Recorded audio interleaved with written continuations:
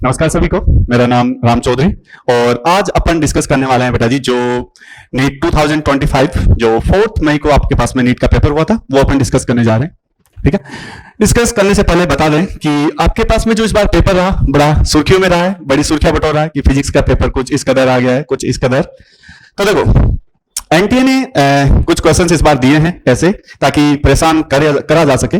परेशान हुए हैं बच्चे वाकई, लेकिन ठीक है, कुछ लोगों के जो कमिटमेंट थे आपके पास कि एनटीए की औकात नहीं वो नहीं, तो एनटीए ने सभी को आड़े हाथ लेते हुए पेपर बनाया बढ़िया से। ठीक है, और तो अपन शुरू करने जा रहे हैं बेटा जी। पहला क्वेश्चन आपके पास में, पहला क्वेश्चन ये है आपके पास में पेपर कोड 45 आपके पास में पेपर कोड वाला ये सब्जेक्ट ये पेपर है। उन बच्चों के लिए मेरी तरफ से एक सिंपैथी है बेटा जी कि जो पेपर का सबसे मुश्किल सवाल था वो उनको सबसे पहले मिला है। जिन्होंने छोड़ के आगे बढ़े हैं उनके लिए अच्छा रहा होगा, और जो इसमें थोड़ा टाइम वेस्ट किए होंगे थोड़ा सा उनके लिए दिक्कत वाली बात रही है। ठीक है, तो चलिए अपन स्टार्ट करते हैं बेटा जी। चलिए, तो पहला क्वेश्चन है आपके पास में, consider a water tank shows in a figure it has one wall at l x is equals to l can be taken to be very wide in the z direction. Okay, when it filled with a fluid of a surface tension s and density rho the liquid surface make an angle theta naught. देखिए, अगर अपन surface tension की बात नहीं करी जाए तो आपके पास में जो सिंपल सा टैंक है, टैंक आपके पास में बिल्कुल जैसे ये जो एंगल बना रहा है वैसा कुछ नहीं बना करके आपके पास में ऐसा भरा होता। ठीक है, लेकिन इस वॉल के साथ में सरफेस टेंशन वाला फैक्टर ऐड हुआ है। सरफेस टेंशन अपन कह सकते हैं जैसे कि आपके पास एडहेसिव फोर्स की वजह से ये प्रॉपर्टीज आती है, तो उसकी वजह से इसने इसको थोड़ा सा राइज किया है इस डायरेक्शन में। तो एक कर्व्ड से फ्लैट नहीं रह करके ये थोड़ा कर्व्ड बना है बेटा जी। तो एक यहां पे अपने रोल में एक सरफेस टेंशन फोर्स है, उसको भी मेंशन करना पड़ेगा। ठीक है, देखो इस क्वेश्चन को करने के लिए अपने पास में कई तरीके हैं। मैं सिंपल सा तरीका इस्तेमाल करता हूं आपके लिए कि ठीक है, ज्यादा डिफरेंशिएट वगैरह ना करना पड़े, इस चीज की अपन कोशिश करेंगे।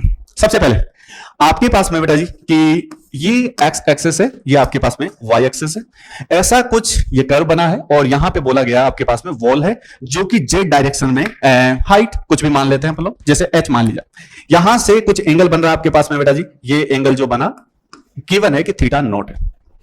ठीक है, देखो सिंपल सा देखा जाए आपके पास में तो यहां से यहां तक जो आपके पास में वाटर ऊपर की तरफ गया है उसका जो वेट है वो बैलेंस कर रहा है सरफेस टेंशन फोर्स जो कि अपवर्ड डायरेक्शन में लग रहा है। तो अगर मैं ऐसा करना चाहूं कि सरफेस टेंशन फोर्स यहां से सरफेस टेंशन फोर्स का एक कंपोनेंट इधर की तरफ लेकर के, और ये जो आपके पास में क्लाउड शेप में ये जो ऊपर का मास बना हुआ है, ऊपर का ये जो मास है इसका मास अगर मैं इंटीग्रेट वगैरह करके मास अगर फाइंड आउट कर पाता हूं तो इसके डीएमजी जो भी आपके पास में मास आएगा, डीएमजी को सरफेस टेंशन फोर्स के एक कंपोनेंट से अपन बैलेंस करवा दे तो अपने पास में आंसर मिल जाएगा। ठीक है, लेकिन ये थोड़ा सा इसका मास निकालने में थोड़ा सा ज्यादा कॉम्प्लेक्सिटीज है। ठीक है, तो इससे एक दूसरा तरीका, इससे थोड़ा सा आसान की तरफ चलता है अपन लोग कि आपके पास में अगर मैं ऐसे नहीं लेकर के कर्व में एक एक्स डिस्टेंस पे डीएक्स का एक छोटा सा एलिमेंट लेता हूं, डीएक्स थिकनेस का एक छोटा सा एलिमेंट लिया जाए।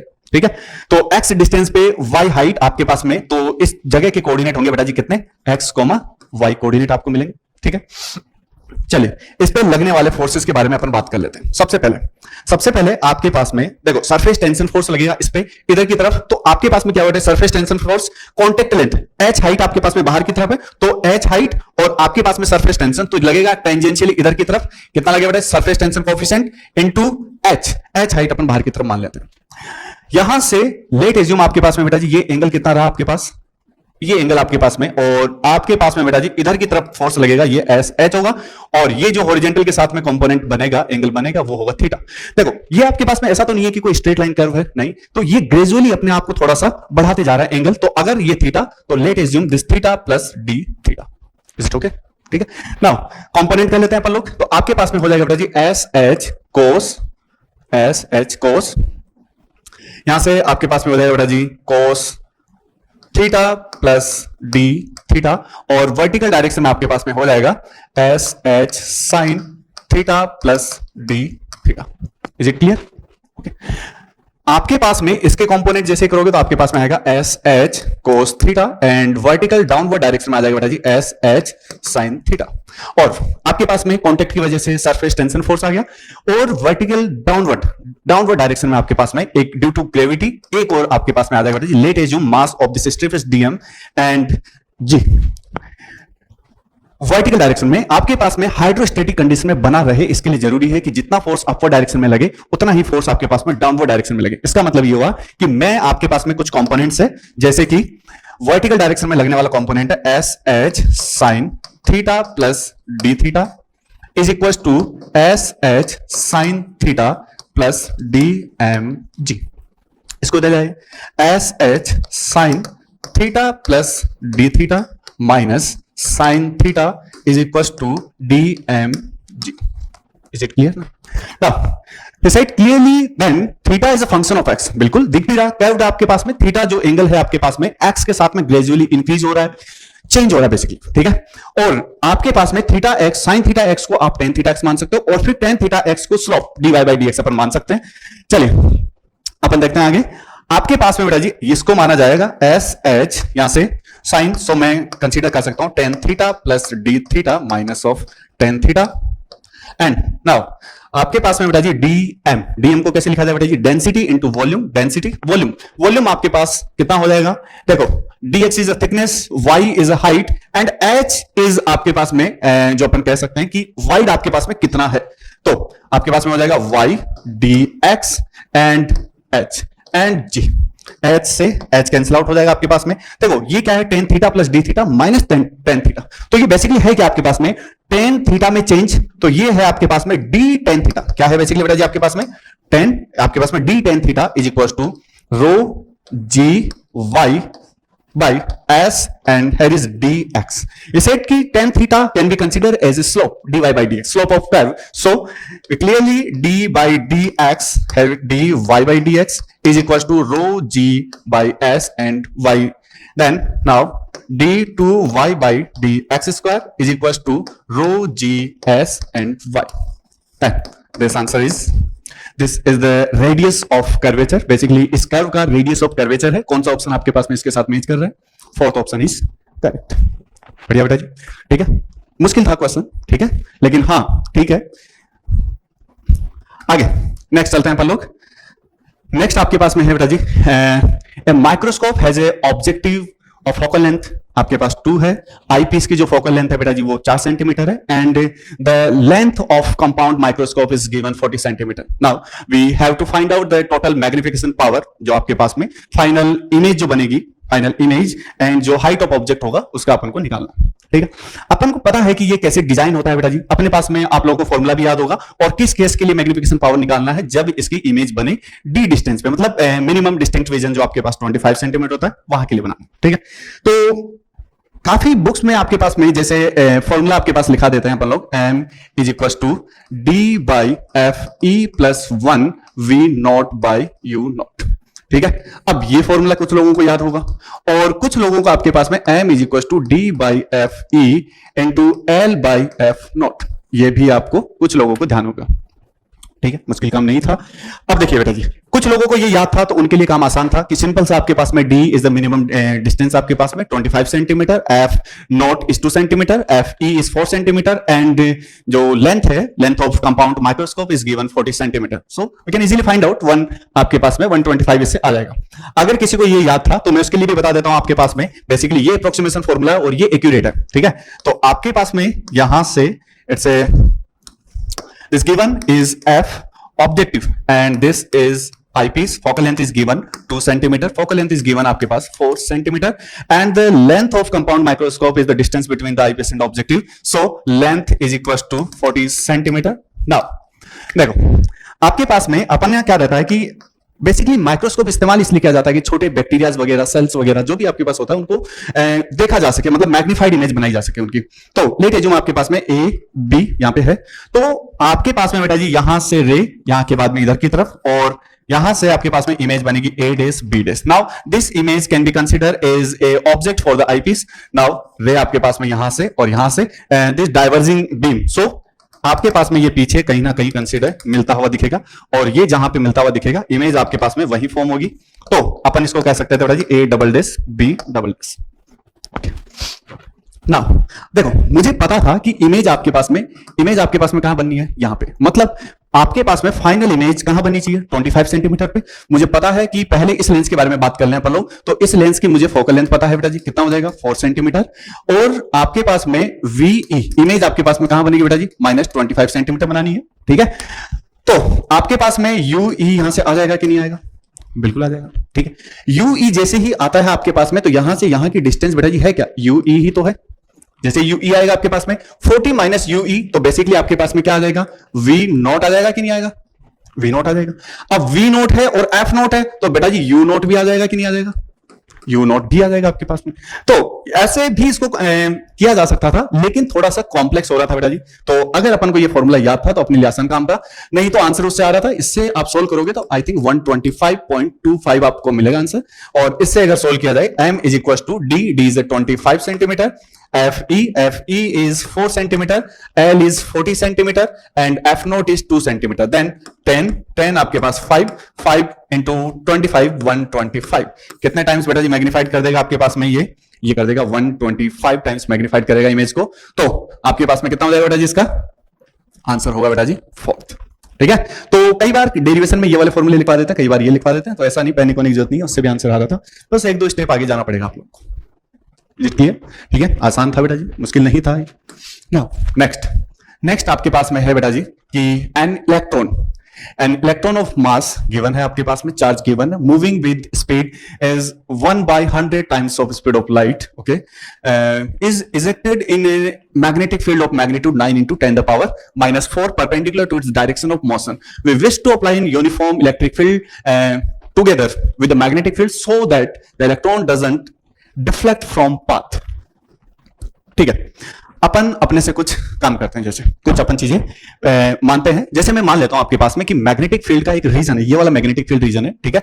जैसे इसके आगे मैग्नेटिक फील्ड रीजन है, लेट एज्यूम आपके पास में magnetic field region inward the plane, inside the plane आपके पास में, प्लेन के अंदर की तरफ माइनस ऑफ के केप में आपके पास में परपेंडिकुलर इधर की तरफ आपके पास में एक इलेक्ट्रॉन को बेटा जी यहां से v स्पीड, जो कि कितना है बेटा जी c/100 मीटर पर सेकंड से इधर की तरफ इजेक्ट किया। आपके पास में बेटा जी जैसे आएगा, आपको पता है कि किसी मैग्नेटिक फील्ड में कोई चार्ज मूविंग पार्टिकल अगर एंटर होता है तो वो एक फोर्स फील करता है, ठीक है। उसका अपन रिलेशन अपन को पता भी है बेटा जी कि एफ बी आपके पास में f B is equal to बेटा जी q v cross b. Is it clear? Now अपन को पता है कि ये चीजें v क्रॉस b अगर चार्ज पॉजिटिव हुआ तो इसको आपके पास में विद साइन अपन को रखना होता था, याद है आप लोगों को। तो F B is equal to minus E V cross B आपके पास में, ठीक है। अब मुझे पता है कि जो फोर्स लगने वाला इलेक्ट्रॉन पे due to the magnetic field वो होगा v क्रॉस b की डायरेक्शन के invert due to this minus charge. तो मुझे पता है v क्रॉस b अपवर्ड आ रहा है, so opposite to the v cross b नीचे की तरफ आपके पास में इलेक्ट्रॉन पे फोर्स लगेगा बेटा जी, कितना नीचे की तरफ लगेगा बेटा जी। मैग्नीट्यूड की बात करी जाए आपके पास में, तो मैग्नीट्यूड आपके पास में कितना होगा v e v b, okay. Cross है v क्रॉस b आपके पास में, दोनों के बीच का एंगल 90, सो आपके पास में कितना होगा बेटा जी एफ बी का magnitude e v b। Is it clear? Next ही साइड देयर इज आपके पास में कि इलेक्ट्रिक फील्ड अप्लाई करना है और शर्त यह है कि इसमें डिफ्लेक्शन नहीं आना चाहिए, उसके डायरेक्शन और मैग्नीट्यूड इस हिसाब से सेट करना है कि वहां कोई डेविएशन वगैरह ना है, ठीक है। डेविएशन वगैरह ना है तो मैं चाहता हूं कि इस पे नेट फोर्स क्या हो, जीरो हो। नेट फोर्स जीरो हो, मैं चाहता हूं कि मैग्नेटिक फील्ड अगर नीचे की तरफ डाउनवर्ड डायरेक्शन में फोर्स लगा रहा है तो आपके पास इलेक्ट्रिक फील्ड उस पर अपवर्ड डायरेक्शन में फोर्स लगाए। इलेक्ट्रिक फील्ड के फोर्स के बारे में बात करते हैं कि वो कैसे बिहेव करता है आपके पास में। वो होता है आपके पास में F E is equal to Q E. अगर आपके पास में चार्ज पॉजिटिव हुआ तो इलेक्ट्रिक फील्ड फोर्स लगाता है बेटा जी इलेक्ट्रिक फील्ड की डायरेक्शन में, लेकिन अगर नेगेटिव हुआ तो आपके पास में फोर्स लगेगा माइनस ई ई। समझ पा रहे हो आप लोग कि आपके पास में अगर चार्ज नेगेटिव हुआ तो फोर्स जो इलेक्ट्रिक फोर्स लगेगा वो इलेक्ट्रिक फील्ड की डायरेक्शन के इनवर्ट डायरेक्शन लगेगा। तो मैं ऊपर की तरफ फोर्स लगाना चाहता हूं तो मुझे इलेक्ट्रिक फील्ड किधर रखना पड़ेगा बेटा जी, नीचे की तरफ। ऊपर की तरफ आपके पास में फोर्स लगेगा इलेक्ट्रिक फोर्स कितना बेटा जी, कितना लगेगा आपके पास में ई। तो डायरेक्शन तो मेरे पास में सेट है कि डायरेक्शन इधर की तरफ होनी चाहिए और if there is no deviation that means F net, ठीक है, कितना होना चाहिए बेटा जी आपके पास में एफ बी का वेक्टर सम एफ ई का वेक्टर सम आपके पास में होना ही चाहिए। तो मुझे पता है कि पहले से ही आपके पास में डायरेक्शन की बात करें तो एफ बी आपके पास किधर की तरफ एक्ट कर रहा है बेटा जी, F B is acting along the minus of j cap and it's acting along the f e किधर की तरफ बेटा जी आपके पास में जे केप की तरफ is equal to 0। Now f B is equal to f e. Now e v b is equal to e e e से ई कैंसिल आउट आपके पास में बेटा जी। और आपके पास में निकालना था आपको कि electric field, so V is given C by 100 into B is given 9 into 10 the power minus 4 tesla. यहां से E is equal to 3 into 10 the power 8 upon 100 into 9 into 10 the power minus 4। Now simply cancel out this 10 the power 2 होगा आपके पास में, तो E is equal to 27 into 10 the power 2 volt पर metre आपके पास में बेटा जी इसका मैग्नीट्यूड आना चाहिए। तो देखो मुझे डायरेक्शन और इसके बारे में कमेंट करना है। E is parallel to B जी नहीं, आपके पास में मैग्नेटिक फील्ड किधर की तरफ, अंदर की तरफ, तो इलेक्ट्रिक फील्ड किधर की तरफ है बेटा जी, सॉरी आपके पास में परपेंडिकुलर है इसके, तो पैरेलल वाला ऑप्शन तो है ही नहीं। E is perpendicular to B and its magnitude is this one, no 10 the power 2 आ रहा था, तो E is perpendicular to B and its magnitude is 27 into 10 the power 2 volt पर metre. Fourth option is correct. ठीक है, थोड़ा सा visualise करना था, थोड़ा सा चीजों को आसान तरीके से भी लेकर के जा सकते थे हम लोग, मुश्किल नहीं बनाना चाहिए था। चलिए बेटा जी आगे चला जा सकता है। चलो नेक्स्ट क्वेश्चन आपके पास में, क्वेश्चन नंबर फोर्थ आपके पास में, there are two inclined surfaces of equal length and same angle of inclination 45 degree with the horizontal, one of them is rough and other is perfectly smooth. A given body take 2 times as much time to slide down on rough surface than on the smooth surface. Is it clear now? The coefficient of kinetic friction between the object and the rough surface is close to. Okay. कह रहा है आपके पास में कि एक incline base है, angle same है आपके पास में, जैसे स्लाइड कर रहे हो एक को टाइम T1 लग रहा है, दूसरे को T2 लग रहा है जो कि रफ पे है, तो जो रफ पे जो स्लाइड करके नीचे आ रहा है लेंथ सेम है इंक्लाइन प्लेन की, तो उसको टाइम स्मूथ के कंपैरिजन में डबल लग रहा है। सिंपली आपके पास में यही बोल रहा है। तो चलिए देखते हैं आपके पास में कि डबल कैसे है। सिंपल सा आपके पास में मैं कंसीडर करता हूं आपके पास, चलिए आपके पास में एंगल इज गिवन 45। नाउ यहां से ये आपके पास में बेटा जी फिक्स्ड, ठीक है, एंड सेट की स्मूथ, बिल्कुल स्मूथ है, ठीक है। Particle m is free to slide on a smooth incline plane, so आपके पास में यहां से यहां तक आने में let assume it take time T1 on other side there is a same type of incline plane, there is a one difference only, it's rough and angle is same inclination is a 45 and this also fixed. Anything else? Okay, now आपके पास में let assume आपके पास यहां से slide हो रहा है, तो यहां से यहां तक आने में इसको टाइम लग रहा है बेटा जी आपके पास T2 एंड ही सेड कि T2 जो है आपके पास में 2 टाइम्स ऑफ T1 है। इस एप्लीकेशन को अपन को लेकर के ही आगे चलना है। तो सबसे पहले बेटा जी अपन को T1 निकालना है। देखो इस पे लगने वाला स्मूथ है, अलोंग द इंक्लाइन प्लेन लगने वाला जो फोर्स है वो फोर्स आपके पास में कितना है बेटा जी, F नेट जो है आपके पास कितना होगा बेटा जी, वो होगा आपके पास में mg sin थीटा। तो एक्सेलरेशन कितना हो जाएगा बेटा जी आपके पास में g sin theta. Is it clear now? और एक्सेलरेशन आपके पास में यहां पे अलोंग द इंक्लाइन जो प्लेन है उसके अलोंग आपके पास में जो नेट फोर्स लग रहा है वो होगा mg sin theta minus mu mg, mu N friction force, mu N on the incline plane is theta, so mu mg cos theta. Acceleration की बात करें तो आपके पास में कितना हो जाएगा बेटा जी, g sin theta minus mu g cos theta is a constant acceleration, g constant, angle of inclination constant, mu is kinetic friction coefficient, g सब everything is constant, so we can simply apply the equation of constant acceleration and same आपके पास अपन यहां भी apply कर सकते हैं। Now the length of incline plane is equal is clearly mentioned in questions, so s is equals to ut plus half at square, यहां से L is equal to initially just release so 0 half A is given आपके पास कितना बेटा जी, g sin theta minus mu g cos theta and T2 square. Is it clear? Now same thing, S is equals to ut plus 1 by 2 at square, S is L 0 1 by 2, acceleration is g sin theta and T1 square. Now T1 square is equals to 2L by g sin theta and T2 square is equals to 2L by g sin theta minus mu g cos theta। ठीक है, आपके पास में बेटा जी T1 by T2 आपको sorry आपके पास में गिवन क्या है बेटा जी, T2 is 2 times of T1। T2 आपके पास में कितना बेटा जी, तो वो है आपके पास में 2L by g sin theta minus mu g cos theta की power 1 by 2 and T1 is given आपके पास में 2L by g sin theta की power 1 by 2, square both side, so root cancel out हो जाएगा, 2L से 2L आपके पास में 2L by g sin theta minus mu g cos theta 4 square होगा and 2L by g sin theta, 2l से 2l g sine theta g cos theta g sine theta, क्योंकि 45 पे पता है आपको साइन थीटा और कोस थीटा सेम ही होता है, सब कॉमन लेके कैंसिल आउट कर सकते हैं। Now 1 minus mu is equal to 4, 1 is equal to 4 minus 4 mu and 4 mu is equal to 3, mu is equal to बेटा जी 3/4 एंड कितना हो जाएगा आपके पास में बेटा जी, ये हो जाएगा 0.75 is the kinetic friction coefficient. ठीक है, ये क्वेश्चन आपको पहले देखा होना चाहिए बेटा जी। पीवाईक्यूज का बड़ा आसान फिनोमिना, आसान सा कॉन्सेप्ट था ये। ठीक है, पीवाईक्यूज में आपके पास में पूछ रखा जेई ने एक बार, ठीक है, शायद ट्रिपली था या फिर जेई था, पूछ के रखे हैं आपके पास में, और ये कई बार आपके पास टेस्ट सीरीज में भी आ चुका है। चलिए नेक्स्ट चलते हैं। नेक्स्ट आपके पास में बेटा जी कि kinetic energy of two similar car A and B is given 100 joule and 225 joule respectively on applying brakes. Car A stops after 1000 meter and car B stops 1500 meter. Okay, now if FA and FB are the forces applied by the brakes on the car A and B respectively, then we have to find out the ratio FA with FB.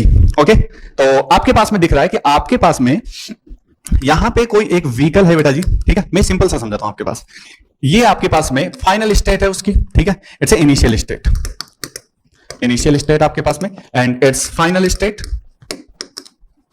Final state. Kinetic energy आपके पास में initial होगी, यहां पे kinetic energy आपके पास में final होगी। ठीक है, यहां से यहां तक कुछ डिस्टेंस ट्रेवल करेगा, लेट एज्यूम आपके पास में कितना होगा बेटा जी, एस मान ले, यहां से यहां तक की जो डिस्टेंस ट्रेवल करेगा, लेट एज्यूम आपके पास कितना है बेटा जी, एस मान लेते हैं। ठीक है, देखो आपके पास में मैं सिंपल सा कि फ्रिक्शन भी आएगा तो भी आएगा आपके पास में, तो वर्क एनर्जी थ्योरम में इस्तेमाल कर देता हूं आपके पास में। रोकने के लिए कौन रिस्पॉन्सिबल है, बेसिकली कौन रिस्पॉन्सिबल है, फ्रिक्शन। ठीक है, और work energy theorem, work energy theorem आपके पास में बेटा जी work done by conservative plus work done by non conservative plus work done by external and work done by pseudo force, ठीक है, is equals to change in kinetic energy. There is only non-conservative force, the friction. पीछे की तरफ आपके पास में force लग रहा है, आगे की तरफ डिस्प्लेस हो रहा है। So let assume आपके पास में फोर्स कितना है, अप्लाइड ब्रेक जो फोर्स है F है। So F S cos 180 is equals to change in kinetic. So kinetic energy final minus kinetic energy initial. Now minus of Fs is equals to kinetic energy final minus kinetic energy initial. Fs is equals to kinetic energy initial minus final. Is it clear now? Now car a and जो car b है आपके पास में कुछ distance travel करिए, particular distance 1000 and second one is 1500। After that they stop, so final kinetic energy for car a and b will be zero. तो final आपके पास में जीरो है, तो अपने पास में f s is equal to kinetic energy initial, तो f is equal to kinetic energy initial upon distance travelled. तो अपने पास अपन ये कह सकते हैं कि f a is equal to kinetic energy of A and distance travel by a, then f B is equal to kinetic energy b upon s b. पास में f a by f B is equal to kinetic energy a, s a kinetic energy b and s b. Kinetic energy 100 एंड here is 1000, 1500 and 500 and 225। Okay, now 2 0 यहां से cancel out आपके पास में बेटा जी 10 कितना 2 टाइम्स आपके पास में कितना हो जाएगा 4 एंड 5 कितना हो जाएगा आपके पास में कितना टाइम्स गया आपके पास में 2 टाइम्स, देन 4 टाइम्स 2 5 टाइम्स। ठीक है, आपके पास में यहां से कितना 3 टाइम्स, तो आपके पास में कितना आएगा बेटा जी 2/3 F A by F B is equal to 2/3। Simple सा आपके पास में बेटा जी 2/3 आपके पास में आंसर कौन सा हो जाएगा बेटा जी, fourth option clear, please correct है। चलिए नेक्स्ट चलते हैं अपने पास में।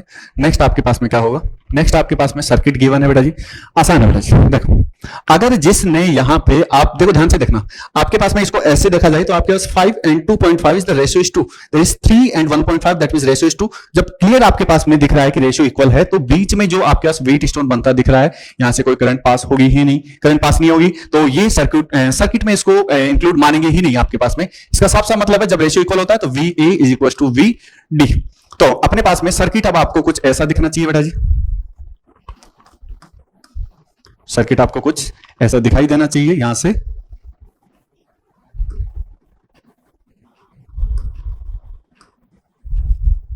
One by 3 5 5.5 1.5 5 2.5 now 3 and 1.5।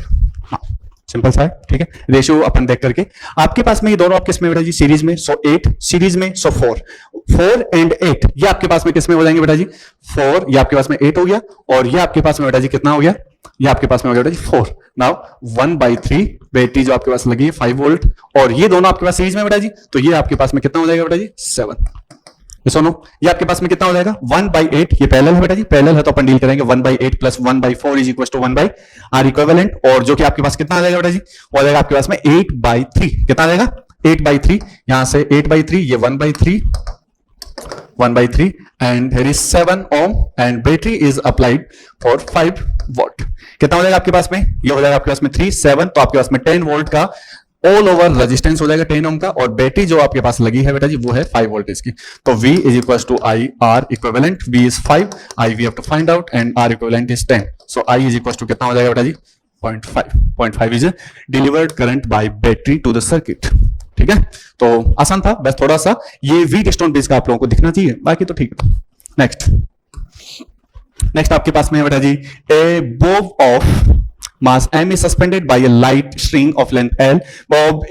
The bob is given a horizontal velocity v naught as shown in figure. If the string gets slack at the point some p making an angle theta from the horizontal, the ratio of the speed v to the, ठीक है, अपन को basically यहां पे जो speed की बात कर रहा है वो स्पीड आपके पास कितनी बेटा जी v है एंड इट्स v नॉट। ठीक, देखो सिंपल सा है मुझे कि इन दोनों वेलोसिटी के बारे में मुझे रिलेट करना है कुछ चीजें, तो मुझे दिख रहा है कि सिंपल सा आपके सर्कुलर मोशन है जो कि वर्टिकल प्लेन में सर्कुलर मोशन था, तो एक सिंपल सा कि एनर्जी कंजर्वेशन आपके पास लगना है, एनर्जी कंजर्वेशन लगना है आपके पास में, तो kinetic energy initial, kinetic energy final is equal to kinetic energy. देखो काइनेटिक एनर्जी आपके पास में कितना हो गया बेटा जी, initial plus potential energy initial is equal to kinetic energy final plus potential energy final. Is it clear? देखो पोटेंशियल एनर्जी के लिए अपन को एक रेफरेंस बनाने की जरूरत है, सो मैं इसी को रेफरेंस पॉइंट आपके पास में रेफरेंस फ्रेम ऑफ रेफरेंस बना लेता हूं आपके पास बेटा। ठीक है, फ्रेम ऑफ रेफरेंस में इसी को बना लेता हूं, तो आपके पास में यहां पे काइनेटिक एनर्जी को सिंपल सा लिखा जाए बेटा जी, आपके पास में कितना आ जाएगा half M V naught square. इस पॉइंट के लिए आपके पास में बेटा जी काइनेटिक पोटेंशियल तो बेटा जी यहां पे जीरो होगी, क्योंकि इसी प्लेन के इसी जो आपके पास में रेफरेंस पॉइंट है उसी पे तो है, तो कोई पॉइंट आपके पास में जो एमजीएस लिखते हैं वहां से हाइट आपके पास जीरो।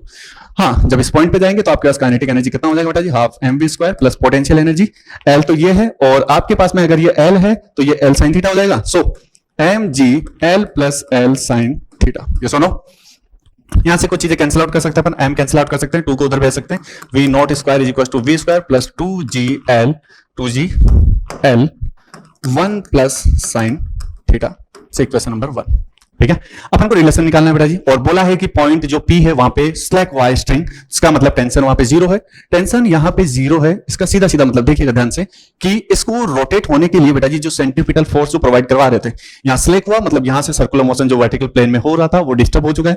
तो एट दैट पॉइंट की बात करते हैं, तो यहां पे आप देखिएगा कि इधर की तरफ आपके पास में कौन सा लग रहा होगा फोर्स बेटा जी, mg, this angle is theta, so 90 minus theta, so theta this component will be mg cos theta and along the centre it will be mg sin theta. तो इस पॉइंट तक आपके पास में ये मैक्सिमम पॉइंट है जहां पे सर्कुलर मोशन जो था वर्टिकल प्लेन का वो मेंटेन था, तो सेंट्रीपिटल फोर्स जो प्रोवाइड करवा रहा था वो था आपके पास में t plus mg sin theta, और set at that point is tension zero, so m v square by l is equal to mg sin theta होगा आपके पास में, सो आपके पास m से m गया, v square is equal to कितना बेटा जी, gl sin थीटा।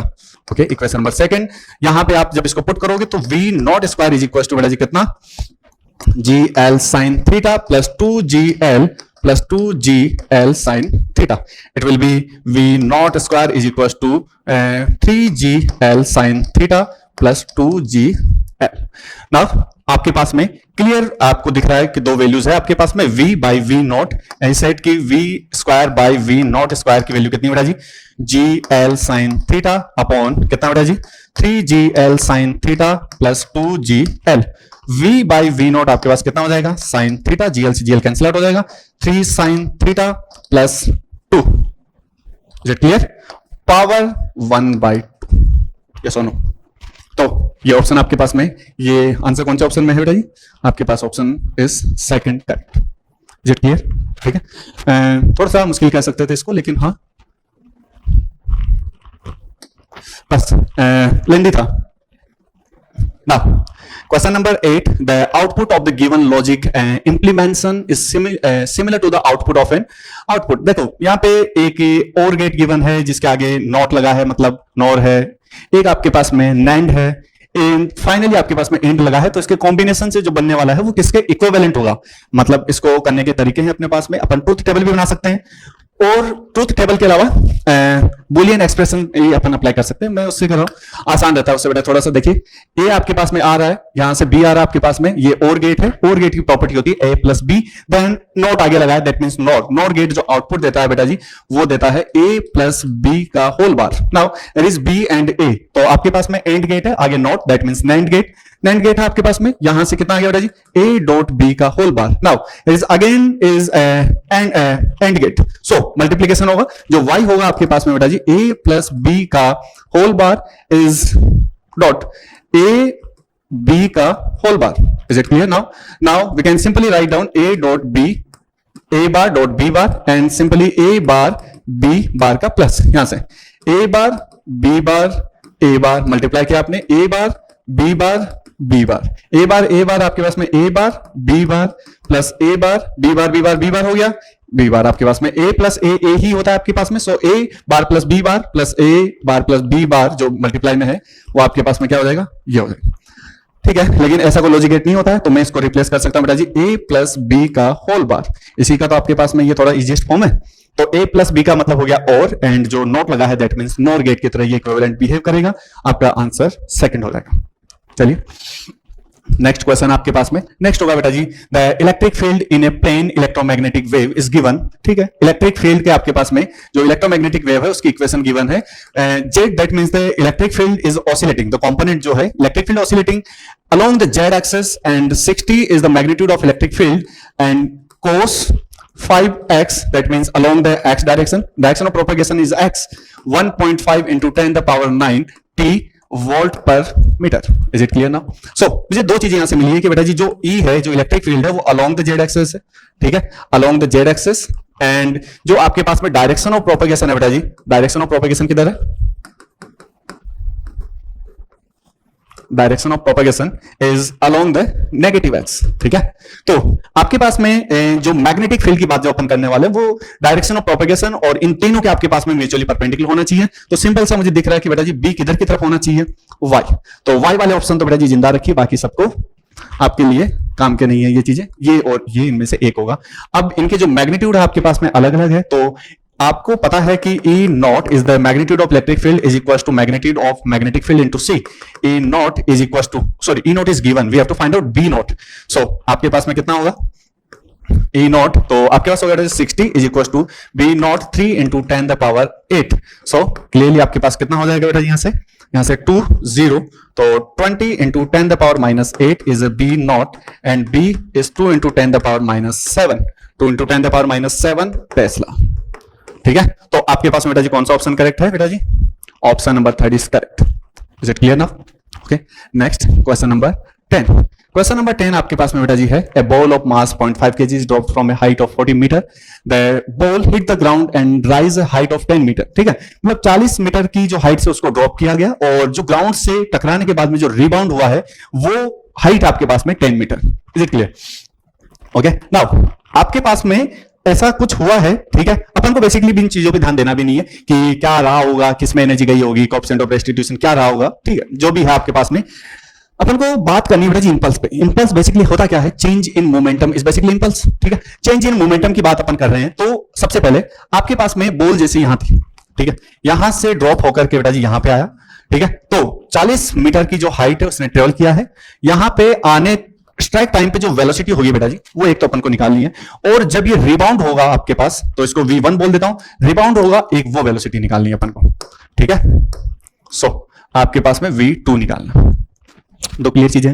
नाउ सबसे पहले अपन लोगों को पता है कि ड्यू टू ग्रेविटी हो रहा है आपके पास में v square u square plus 2as, v is a final, so v1 square is equal to drop initial 0 plus 2 A is a gravitational acceleration, so minus 9.8, and displacement is a downward direction, so minus of 40 meter. V1 square is equals to आपके पास हो जाए बेटा 196 into 4, 196 into 4. So V1 is 14 का square बेटा जी, 14 into 2 28 metre पर second. ना। आपके पास में रिबाउंड होने के बाद में ये कितनी हाइट तक वापस से जा सकती है, या फाइनल पे 0 होगा, मैक्सिमम ये जा सकता है बेटा जी आपके पास में कितना, 10 मीटर तक। आपके पास में इसके लिए भी अपन सेम अप्लाई करते हैं बेटा जी। देखो v square is equal to u square plus 2as, v is a final 0 हो गया, initial is v2 square plus 2a is minus 9.8 and displacement is about so plus 10।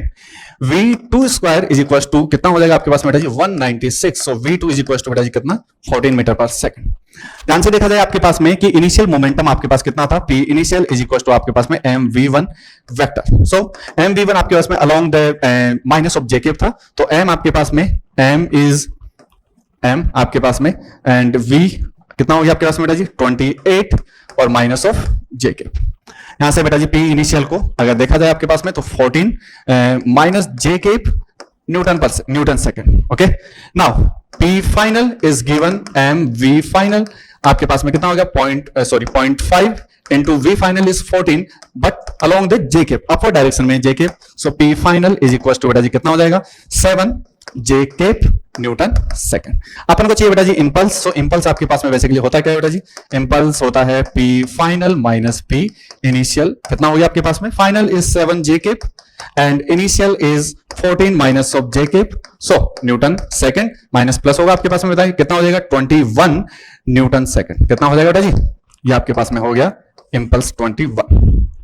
ठीक है, तो थोड़ा सा लेंथी था, मुश्किल नहीं था बेटा जी, मुश्किल कतई नहीं था, मुश्किल आप नहीं कह सकते हो, और लेंथी भी क्या था बेटा जी 3 स्टेप इधर 3 स्टेप इधर। चला जाए आगे, कोई दिक्कत किसी को यहाँ पे। चलिए नेक्स्ट क्वेश्चन की तरफ चलते हैं अपन लोग। नेक्स्ट आपके पास में है बेटा जी A B is a part of, आपके पास बहुत आसान क्वेश्चन है, A B is a part of an electric circuit, the potential difference V A minus V B at the instant when current is I is equal to 2 ampere. ठीक है, आपके पास में सर्किट में करंट कितना flow हो रहा है बेटा जी 2 एम्पियर है and the is increasing at a rate, so the change the rate of electric current is +1 ampere per second. Is it clear now? Now simple सा आपके पास में किरचॉफ लगाना है, जिसमें 3 इक्विपमेंट्स है, 3 आपके पास एक रेजिस्टेंस है, एक इंडक्टर है और एक आपके पास में बैटरी है। लिखना अपन को आता है, हर किसी के क्रॉस पोटेंशियल लिखना है, तो अपन को पता है, स्टार्ट हो जाइए किरचॉफ के लिए VA minus L D I by D T. We know कि L D I by D T is potential across the inductor and आपके पास पॉजिटिव टर्मिनल से नेगेटिव की तरफ, so minus and minus I R is 2 is equal to बेटा जी VB and we have to VA minus VB। L is the inductance is 1 D I by D T बेटा जी, D I by D T कितना 1 D I by D T is is 1।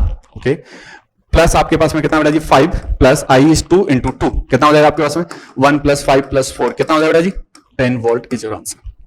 ठीक है, तो ये कहना भी गलत है कि पूरे ही हार्ड क्वेश्चन है, एक लाइन वाले भी है बेटा जी। नेक्स्ट आपके पास में होगा in a certain camera a combination of 4 similar thin convex lenses are arranged axially in contact, then the power of combination and the total magnification power of this जो कैमरा का जो सिस्टम है इसके लिए बताना है अपन को। देखो भूल जाइए कैमरा, अपन को कॉम्बिनेशन के बारे में जानना है, और अपन जानते हैं कि 4 जब आपके पास थिन लेंसेज वगैरह पास में रखे होते हैं, तो देखो मैग्निफिकेशन क्या चीज आपके पास में कि इनिशियली ऑब्जेक्ट कितना था और उसको कितने टाइम्स मैग्नीफाइड कर दी। सिंपल सा है, देखो पहले लेंस को लेकर के देखते हैं, जो पहले इधर आपके पास में राइट वर्ड रखा हुआ है, इस लेंस को लेकर के देखिए, तो इधर जो आपके पास में लेंस है, जो ऑब्जेक्ट हाइट की जो आपके पास में जिस भी हाइट का ऑब्जेक्ट रहा होगा उसने कुछ हाइट की इमेज डेवलप की होगी, तो वो जो डेवलप्ड इमेज है वो सेकंड वाले लेंस के लिए क्या हो गया ऑब्जेक्ट, देन ही जनरेट या फॉर्म्ड अनदर इमेज, और वो जो इमेज होगी थर्ड लेंस के लिए क्या हो जाएगी फिर से एज ए ऑब्जेक्ट हो जाएगी। तो ऐसे करके अपने पास में इसकी magnification power M1 M2 M3 M4। ठीक है, तो मुझे अगर इसकी पूरे की बात करनी है आपके पास में, तो सिंपल सा है कि आपके पास में एक ऑब्जेक्ट ये रहा, इसकी आपके पास में हाइट ऑफ ऑब्जेक्ट है, और फाइनली जैसा भी आपके पास में बने फाइनली हाइट ऑफ जैसी भी है हाइट ऑफ इमेज, तो M जो है वो है हाइट HI बाई H0 है बेटा जी, क्या है HI बाई H0। तो जैसे कि अगर मैं M1 की बात करूं, M1 की अगर बात करी जाए आपके पास में M1 की अगर बात करी जाए तो M1 क्या होगा बेटा जी HI, जैसे कि इसने पहली इमेज बनाई HI1, पहली इमेज इसकी हाइट H1 थी H0। दूसरे के लिए आपके पास में बेटा जी ये जो H1 था ये उसके लिए ऑब्जेक्ट हो गया, इसने किया H2 बाई H1। जो तीसरे में था वो इसके लिए बेटा जी ऑब्जेक्ट हो गया, तो H3 बाई ऑब्जेक्ट की हाइट तो H2, और फोर्थ के लिए जो था आपके पास में H फाइनल आपके पास में HI बाई H3। नाउ आपके पास में बेटा जी जो टोटल इफेक्टिव जो मैग्निफिकेशन होगा इफेक्टिव मैग्निफिकेशन होगा वो होगा M1, M2, M3 and M4. Now M1 is HI by H0 into H2 by H1. Okay sorry ये 1 है, I नहीं है बेटा जी. यहां से बेटा जी कितना H3 by H2 HI by H3. Cancel out cancel out cancel out. आपके पास फाइनली HI by H0 बच गया. तो सिंपल सा मेरा बताने का मतलब ये था आपके पास में कि जो मैग्निफिकेशन पावर होती है चाहे लेंस के लिए हो चाहे मिरर के लिए, जितने भी आपके पास में रिफ्लेक्शन जो भी होता है, तो हर एक इक्विपमेंट जितना मैग्निफाइड करता है तो 1 2 3 जितने भी आपके पास जितने इक्विपमेंट से होकर के गुजरेगी उतने का मल्टीप्लाई करते जाएंगे. फर्स्ट का magnification, then second, then third, then fourth and तक चले जाएंगे. तो आपके पास में सभी का जो मैग्निफिकेशन पावर था m फॉर ईच वन. सो आपके पास में m इफेक्टिव कितना हो जाएगा बेटा जी? m इफेक्टिव हो जाएगा m की पावर 4. यस और नो. और जो पावर की बात करते हैं p इफेक्टिव, जो p आपके पास में नेट पावर होती है बेटा जी, वो p1 p2 plus p3 p4. ठीक है, यहां से सभी की पावर आपके पास में p है तो आपके पास कितना हो गया बेटा जी? P नेट इस कॉम्बिनेशन की कितनी होगी बेटा जी? Power 4p. तो पावर तो हो गया इस जो कैमरे में जो लेंसेज लगे हैं इस कॉम्बिनेशन के लिए 4p and magnification power is m की power 4. So which one option is correct for first one? Simple सा था बेटा जी, डाटा बेस्ड क्वेश्चंस था, कोई मुश्किल काम था नहीं. ये एक्सप्लेन करने में थोड़ा सा रहता है कि हाँ. चलिए आपके पास में है 2 ampere current is flowing through a different small circular copper coils having the radius 1:2 ratio है बेटा जी. दो आपके पास में कॉपर कॉइल है. लेट एज्यूम फर्स्ट आपके पास में जिसका रेडियस बेटा जी कितना r है एंड सेकंड आपके पास में जिसका रेडियस कितना बेटा जी 2r है. करंट इज I, सेम है बेटा जी दोनों के लिए. यहां से m is equal to I A होता है बेटा जी. तो M1 is equal to I A, that means आपके पास कितना बेटा जी? एरिया का pi are square. M2 is equal to I A, that means आपके पास में पाई 2R का होल स्क्वायर. तो M2 आपके पास में कितना है बेटा जी? 4I pi are square. ठीक है, जब रेशियो की बात करें M is to M2, सो आपके पास में हो जाएगा I pi are square is to 4I pi are square. Cancel out, 1:4. Is it correct? ठीक है, तो आपके पास कौन सा ऑप्शन सही है इसके लिए बेटा जी? इसके लिए ऑप्शन है आपके पास में option number first is correct. Okay, next चलें आपके पास. नेक्स्ट अपने पास में है an oxygen cylinder of volume 30 litre has mole. आपके पास सब oxygen is withdraw from the cylinder. Its gauge pressure. देखो गोज प्रेशर आपके पास में क्या होता है एग्जैक्टली? एब्सोल्यूट प्रेशर क्या होता है? Goes pressure plus atmospheric pressure. ठीक है, तो अपने पास में अगर गोज प्रेशर की बात करें कि goes pressure 11 atmospheric pressure 11 atmospheric हो जाएगा आपके पास में, मतलब एब्सोल्यूट प्रेशर हो जाएगा 12.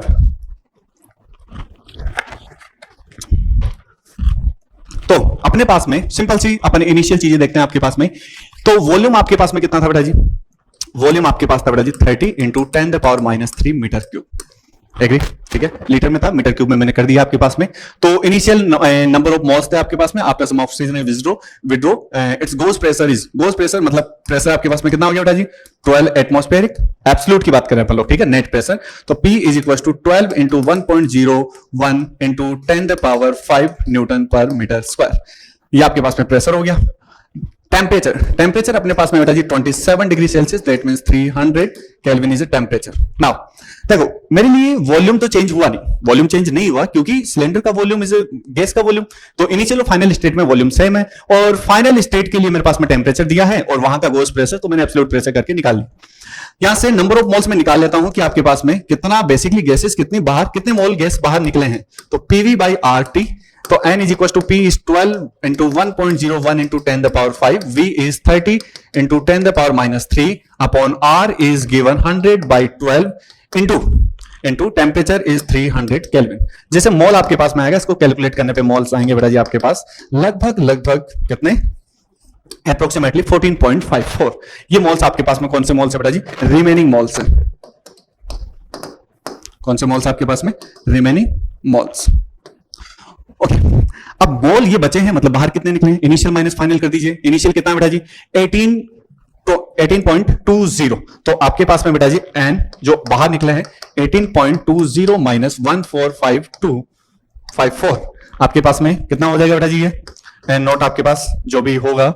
अब ये आपके पास में मोल्स है. ठीक है, तो मोल को अगर अपन मल्टीप्लाई करेंगे किससे बेटा जी? एटॉमिक मास नंबर से. तो आपके पास क्या आ जाएगा? ग्राम में. ठीक है, तो आपके पास में बेटा जी वेट आ जाएगा, sorry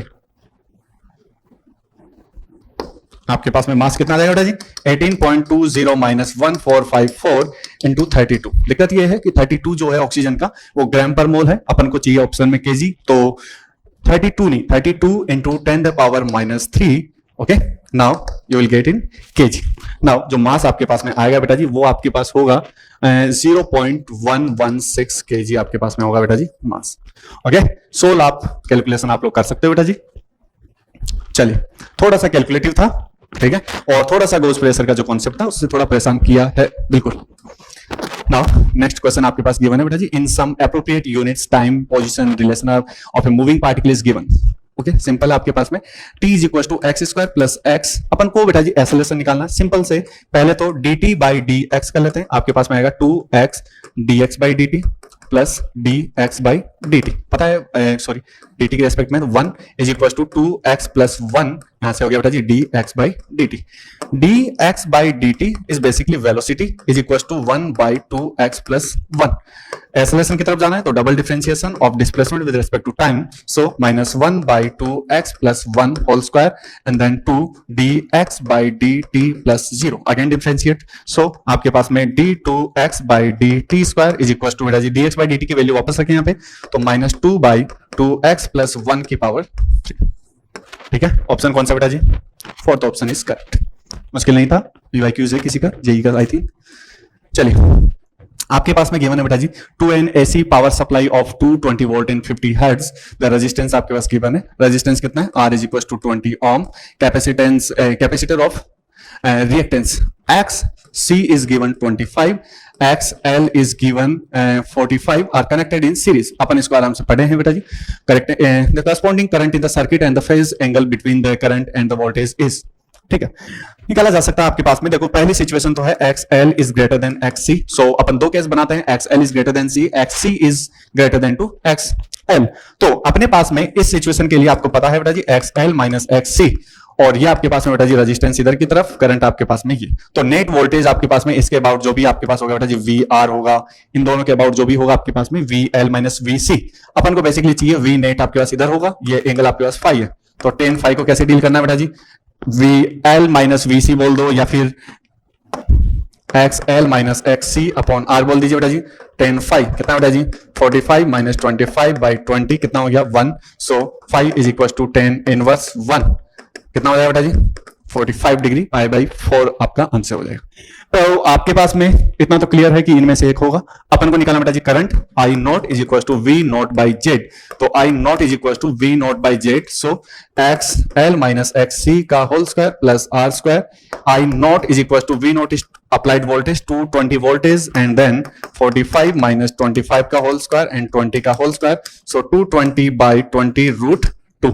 I naught is approximately 7.8।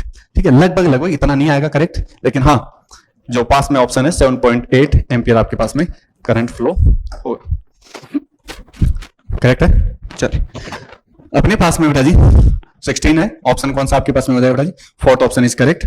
Next चलिए, नेक्स्ट क्वेश्चन आपके पास में है बेटा जी 17, the sun rotate around its centre once in the 27 days. ठीक है, इसका कोई सेंटर जिसके अराउंड ये रोटेट कर रहा होगा। ठीक है, what will be the period of revolution if the sun were expand to twice the present radius without any external influence.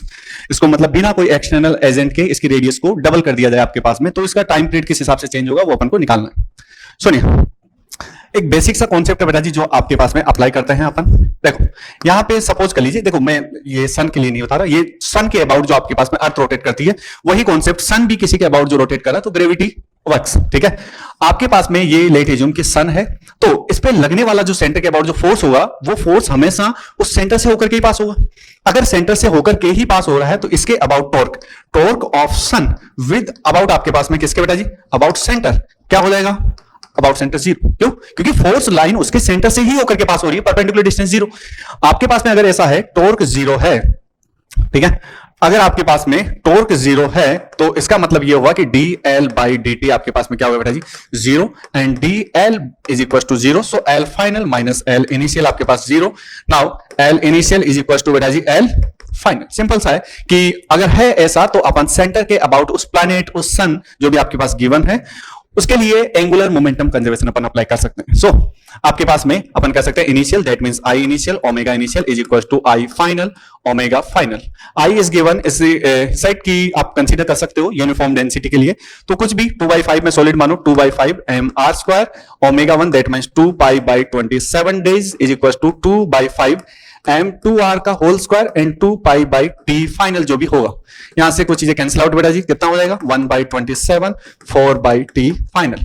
तो टी फाइनल आपके पास कितना हो जाएगा बेटा जी 4 into 27 108 days is a new time period of sun after expansion. Is it clear? कौन सा ऑप्शन आपके पास में दिख रहा है? Second option is correct.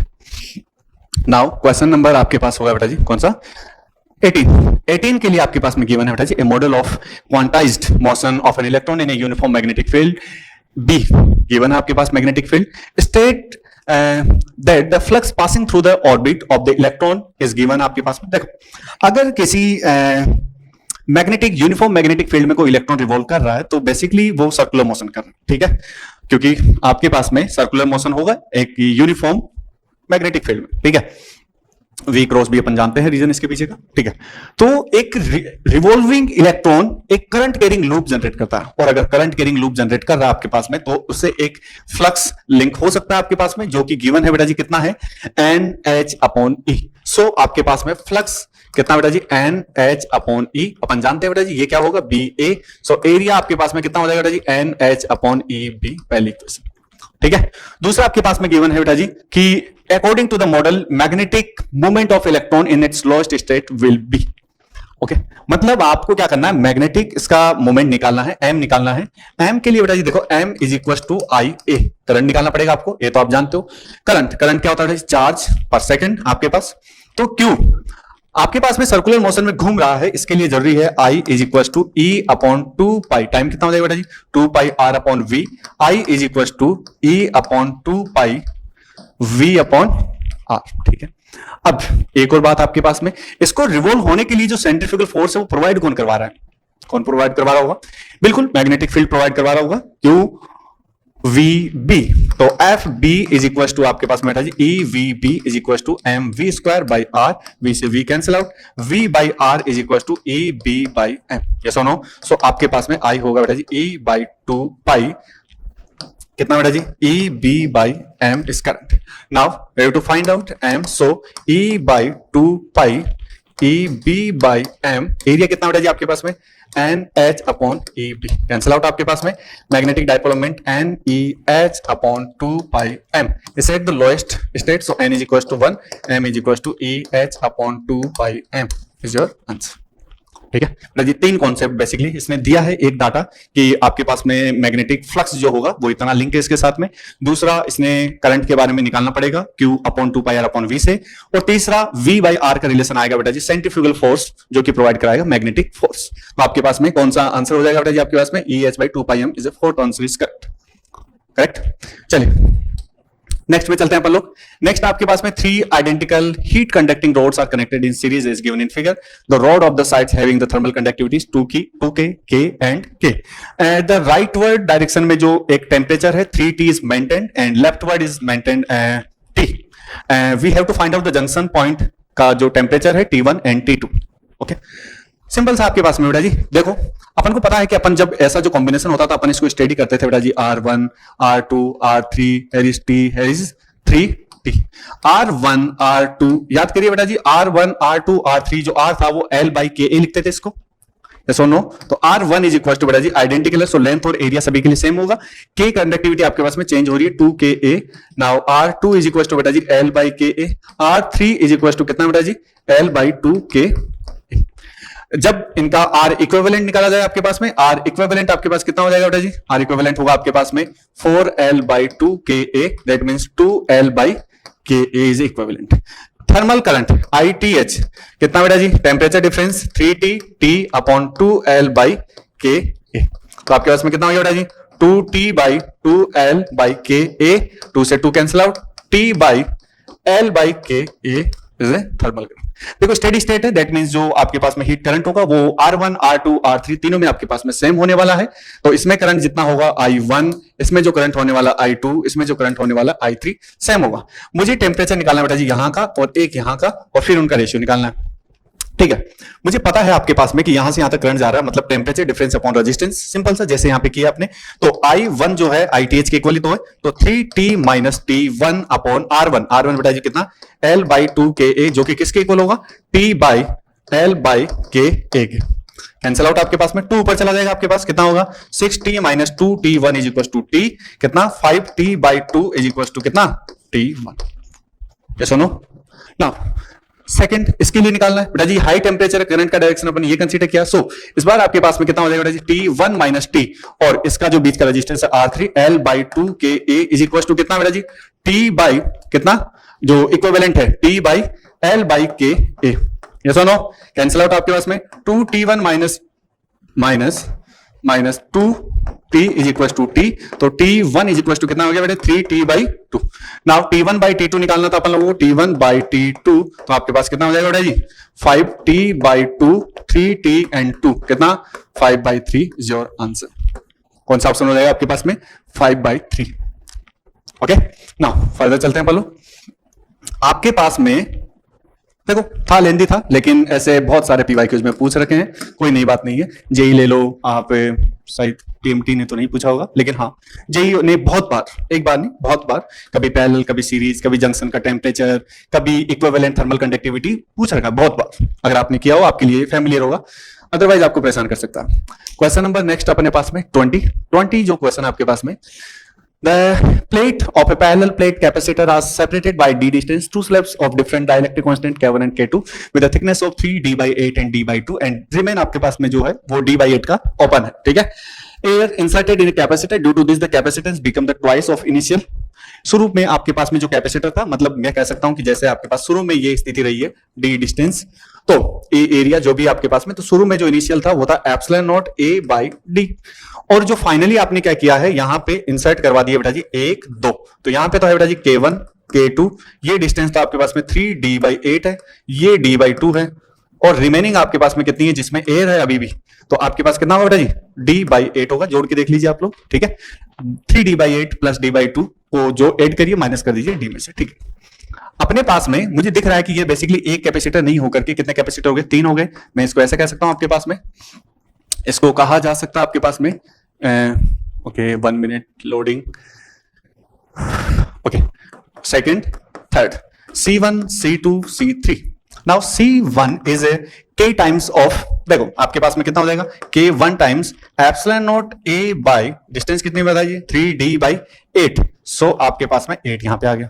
C2 is equal to K2 epsilon not A by D/2, so 2 आपके पास यहां आ गया। C3 इज इक्वल टू बेटा जी 8 epsilon not A by D, D/8 था ऊपर भेज दिया, क्योंकि यहां पे कोई डाइलेक्ट्रिक है नहीं तो आपके पास कोई चेंज होगा नहीं, एयर का सेम रहेगा। अब अपने पास में अपन इसका इक्विवेलेंट निकालना चाहे, इक्विवेलेंट निकाल करके वो जो है वो इनिशियल का 2 टाइम्स है तो कर देंगे, इक्विवेलेंट निकालेंगे। कैपेसिटर्स का जो सीरीज कॉम्बिनेशन होता है वो रेजिस्टेंस के सीरीज के इन्वर्ट होता है बेटा जी, तो 1/C equivalent is equal to 1/C1 1/C2 1/C3। यहां से कितना हो जाएगा आपके पास बेटा जी 3D/8 K1 epsilon not A plus D/2 K2 epsilon not A plus D/8 epsilon not A। कुछ चीजें कॉमन ली जा सकती है, जैसे कि D/एप्सिलॉन नॉट A 3/8 K1 प्लस आपके पास में बेटा जी 2 K2 और K1 का रिलेशन K1 है, सो K1 इज इक्वल टू बेटा जी कितना हो जाएगा आपके पास में हो जाएगा K1 is equal to 5/4 K2। Basically मुझे K2 तो फाइंड आउट करना थी, तो करना नहीं है, मैं इसको रिप्लेस कर सकता हूं 4K1/5 से, तो 1/2 K2 की जगह कितना बेटा जी 4K1 और एज 5, यहां से कितना बेटा जी D नहीं, D कॉमन हो चुका है 1/8। नाउ आपके पास में यहां से कितना हो जाएगा बेटा जी, यहां से आपके पास में D एप्सिलॉन नॉट A, यहां से बेस आपके पास सेम है तो 8 हो जाएगा, 8 का कैंसिल 1/K1 प्लस आपके पास कितना हो जाएगा 1/8, तो कितना हो जाएगा D by epsilon naught A 8 plus K1/8 K1 1/C equivalent यहां से।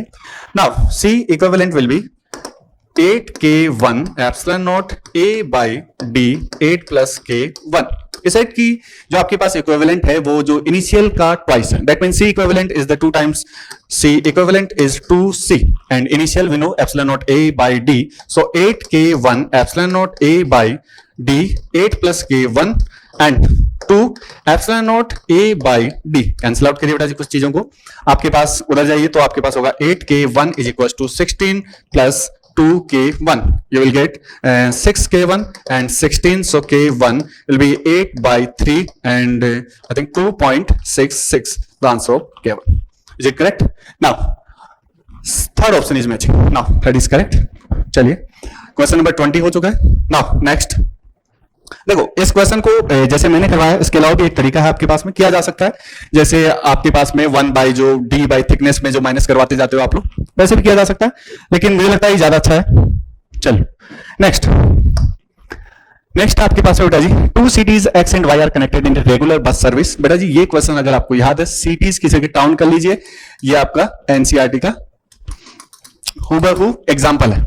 2 cities x and y are connected by a regular bus service with a bus leaving in either direction every 2 minutes. A girl is driving a scooty with a speed of 60 km/h in the direction x to y. Notice that a bus goes past her every 30 minutes in the direction of her motion. देखो आपके पास में क्या है, 2 cities है बेटा जी x and y, ठीक है, एंड इसके बीच में कहीं भी आपके पास में एक वेलोसिटी ऑफ स्कूटी कितना है बेटा जी, 60 km/h आपके पास में गिवन है, ठीक।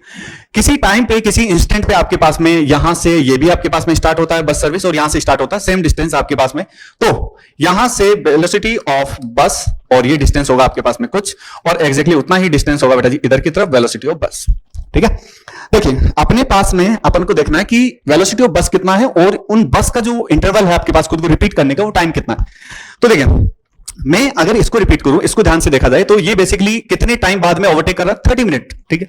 इसको अगर मैं रेस्ट करूं और इसको इन्वर्ट करके इसके पास दिया जाए तो यहां से इसके पास नेट वेलोसिटी है डिस्टेंस ट्रेवल करने के लिए d days is equal to कितना बेटा जी, vb माइनस vs, और टाइम कितना लग रहा है आपके पास में, टाइम है आपके पास कितना बेटा जी, 30 minute in the same direction में 30 मिनट्स, लेकिन जो वेलोसिटी ऑफ ये स्कूटी है r में है तो आप इसको r में कन्वर्ट कर लीजिए तो आपके पास ये हो जाएगा।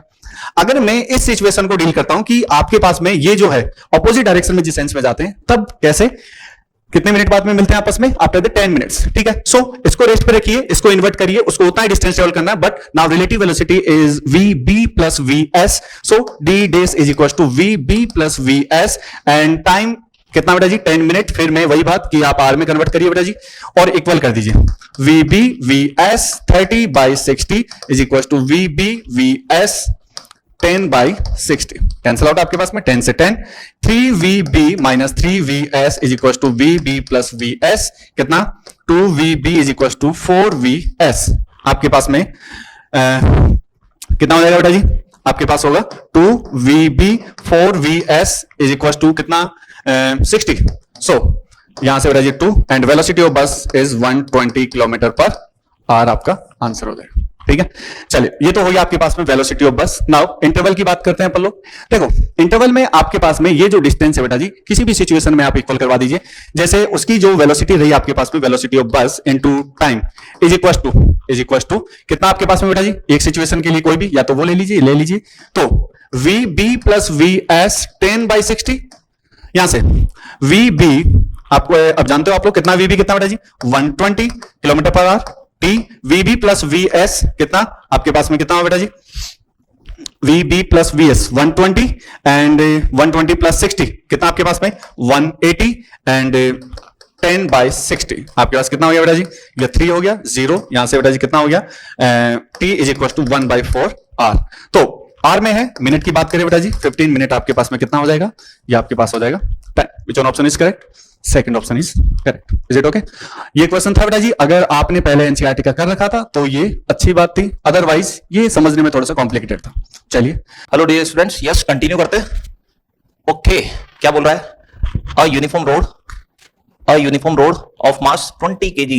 अरे यार मास कितना दे रखा है, 20 kg दे रखा है, एंड लेंथ उसकी दे रखी है 5 metre, lean against a smooth vertical wall making an angle of 60 degree. ये लो आपसे बोल रहा है कि कुछ ऐसा है और कुछ ऐसा है, ठीक है। और यहां पर क्या रखा है, एक रोड रखी है जिसकी लेंथ तो दे रखी है कितनी कुछ इस तरह से, इसकी लेंथ कितनी है 5 मीटर, यस ठीक है, और क्या है 20 kg, ठीक है, और क्या बोलता है leans against a smooth vertical wall, yes mu 0 है, ठीक है, making an angle 60 degree with it, okay ये दे रखा है 60 degree, and the other and rest on a rough horizontal, यहां पर रफ है इसका मतलब यहां पर म्यू एग्जिस्ट कर रहा है, यस, और यहां पर ये क्या बोला and rest on a rough horizontal floor, इसका मतलब ये रेस्ट पर है, इसका मतलब यहां पर स्टैटिक फ्रिक्शन है, यस स्टैटिक फ्रिक्शन, और वो इसको रोके हुए इसका मतलब इसके रेस्पेक्ट में ये रुका हुआ है,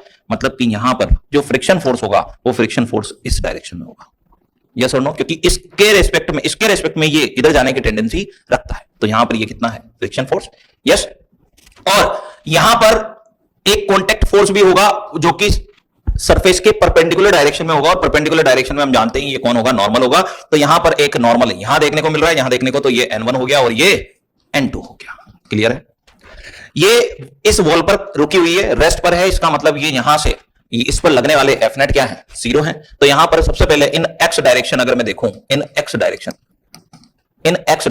क्या है, इन एक्स डायरेक्शन हमें जो दिख रहा है वो ये है कि भाई यहां पर इन एक्स डायरेक्शन N2 इस डायरेक्शन में है और F इस डायरेक्शन में है, तो N2 equal to small f, और N1 की अगर बात करें तो N1 को बैलेंस करने के लिए हमें पता है हम यहां पर एक mg लगाते हैं नीचे की तरफ, क्या ये दोनों फोर्सेस अपोजिट डायरेक्शन, यस, तो क्या मैं ऐसे लिख सकता हूं N1 इक्वल टू mg, और mg अपन निकाल भी सकते हैं, कितना दे रखा है अपन को 20 इंटू जी बोले तो 200 न्यूटन, यस क्लियर, और यहां पर ये कितना है N2 is equal to friction, तो मैं यहां पर 1 एंड यहां पर 2 लिख सकते हैं, यस N1 निकल चुका है, लेकिन हमसे बोल क्या रहा है वो the friction force that the floor exert on the road, अब फ्रिक्शन फोर्स को इन्वॉल्व कैसे करें सर, यहां पर है N2, अब निकालना तो पड़ेगा वैल्यूज, इसका मतलब N2 की वैल्यू निकाल लें, तो उसके लिए आपको ये देखना पड़ेगा, यहां पर रोटेशन मोशन का कंसेप्ट लगा हुआ है कि भाई अगर कोई ऑब्जेक्ट क्या है ट्रांसलेशनल इक्विलिब्रियम में है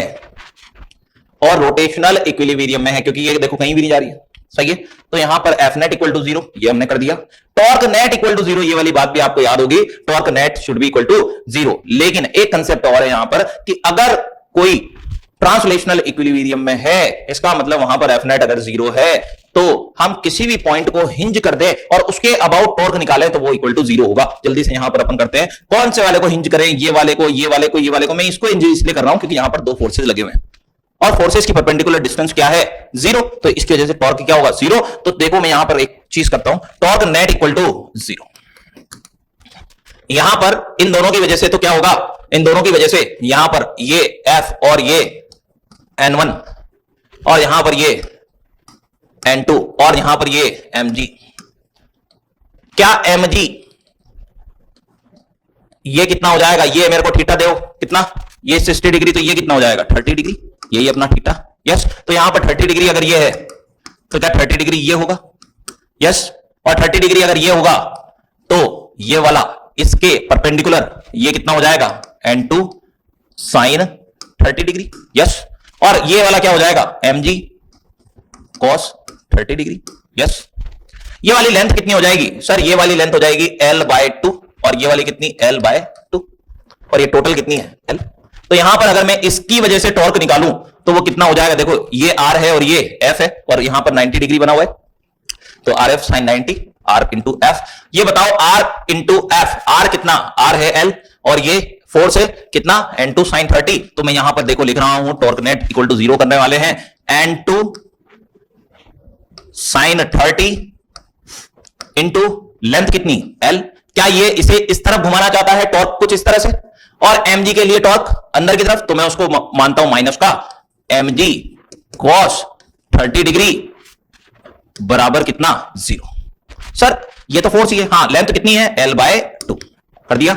L अगर मैं इसको लिखूं तो N2 sin 30 कितना हो जाएगा, N2 sin 30 हो गया 1/2 इंटू L बराबर mg कितना है, mg कितना है 200 और ये कितना हो गया cos 30, बोले तो sin 60, बोले तो √3/2 L/2 कटिंग 2 से ये भी कट गया, इधर की तरफ ये कितना आ रहा है 100, तो यहां पर ये कितना आ गया 100√3, ठीक है। N2 इक्वल टू कितना आ गया 100√3, N2 इक्वल टू कितना है 100√3, सही है। n2 इक्वल टू अगर 100√3 है तो हमें पता है इक्वेशन 1 से क्या मैं ऐसे कह सकता हूं n2 जो 100√3 है क्या वो बराबर फ्रिक्शन के है, तो F बराबर कितना आ गया 100√3। कौन है फोर्थ अपना। क्लियर। नेक्स्ट एक ऑसिलेशन स्प्रिंग मास सिस्टम है, ये लो स्प्रिंग मास सिस्टम बना देते हैं एक सेकंड। हाँ अब क्या बोल रहा है, connecting a box filled with sand as the box oscillates, oscillation कर रहा है भाई, yes, leaks slowly out of the box, यहां से जो सैंड है वो निकल रही है, ठीक है, उसके निकलने की वजह से मैं ये जानता हूं मास वेरी कर रहा होगा और मास कम हो जाएगा तो यहां पर काइनेटिक एनर्जी भी क्या हो जाएगी, कम हो जाएगी, ये बात आपको पता होगी, ठीक।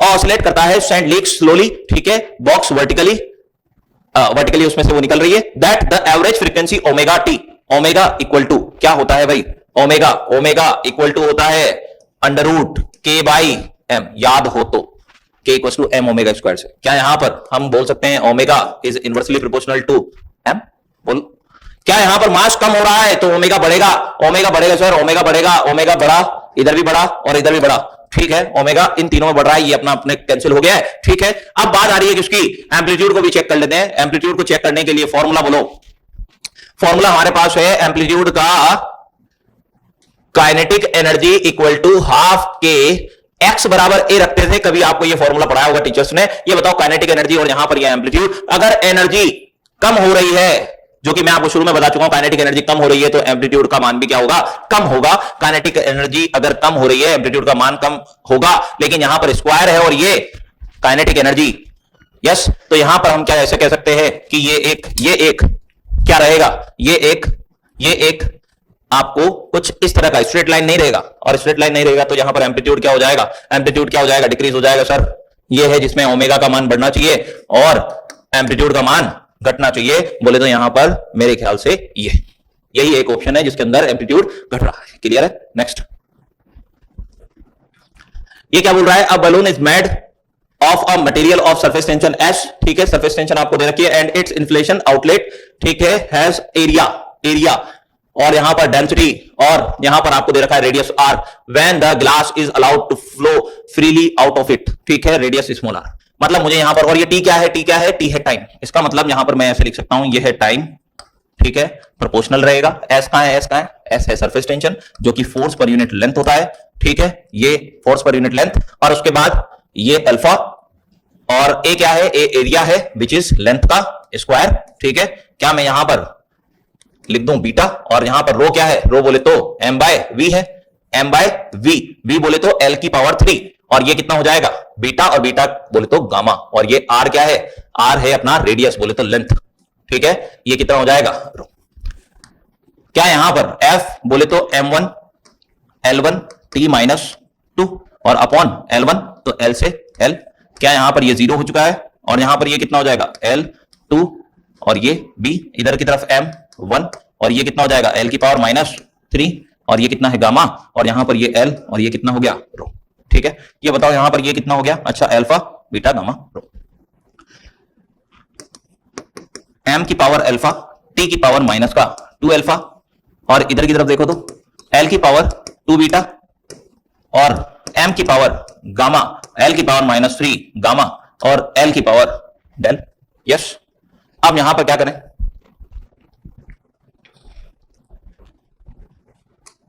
क्या अल्फा ये m और ये देखो गामा, और यहां पर टाइम है तो यहां पर t की पावर तो 1 है, यस, ये डायमेंशनल फॉर्मूला हमने लिख लिया। अब कंपेयर कर लेते हैं बस, क्या होगा m बोले तो अल्फा प्लस गामा, और यहां पर m कितना है, वो तो 0 है, यस, और इधर की तरफ क्या हो गया t 1 बन गया। तो अब बताओ यहां पर t का है, t -2 अल्फा, ये लो -2 अल्फा, देखो यहां पर मैं अगर देखूं तो कंपैरिजन t का बहुत सिंपल हो जाएगा, माइनस का 2 अल्फा बराबर 1, तो अल्फा बराबर कितना हो जाएगा माइनस का 1/2। क्लियर, अल्फा निकाल लिया आपने। सर और क्या है, और कौन है भाई, अल्फा किसमें है माइनस का 1/2, अल्फा किसमें है भाई माइनस का 1/2, और अल्फा किधर है माइनस का 1/2, ये खत्म। तो यहां पर आप चेक करते हैं, और कोई दूसरा भी निकाल कर देखते हैं, और दूसरे की वैल्यूज 2 भी आ जाएगी, करेक्ट कर देंगे, ठीक है। यहां पर निकालते हैं अपन m, सबसे कम कौन है m, तो m equal to alpha plus gamma, और ये किसके बराबर है 0 के, क्या मैं ऐसे लिख सकता हूं अल्फा प्लस गामा, कितना हो जाएगा ये alpha plus gamma alpha plus gamma बराबर 0, तो अल्फा बराबर कितना हो जाएगा, माइनस का गामा। सही है। मैं यहां पर और भी चीजें लिख सकता हूं, जैसे मैं अभी कंपेयर केवल और केवल इनको कर रहा हूं, तो टी बराबर माइनस का क्या लिख सकते हैं, 2 अल्फा, और टी कहीं है क्या, कहीं भी नहीं है, तो मैंने इसको कंपेयर यहां पर कर दिया था। ठीक है, बाकी और भी चीजें अपन यहां पर लिख सकते हैं। मैं केवल दो को कंपेयर करके देखता हूं कि अगर दो में से कोई मैच करता है तो मैं आंसर टिक कर दूंगा। ये कितना है, अल्फा कितना होता है, माइनस का 1/2, तो गामा कितना हो जाएगा, 1/2। ऐसा देख लो जिसके अंदर गामा प्लस का 1/2 हो, तो देखो केवल यहां पर देखने को मिल रहा है, बाकी इधर माइनस है, तो मेरे लिए आंसर ये।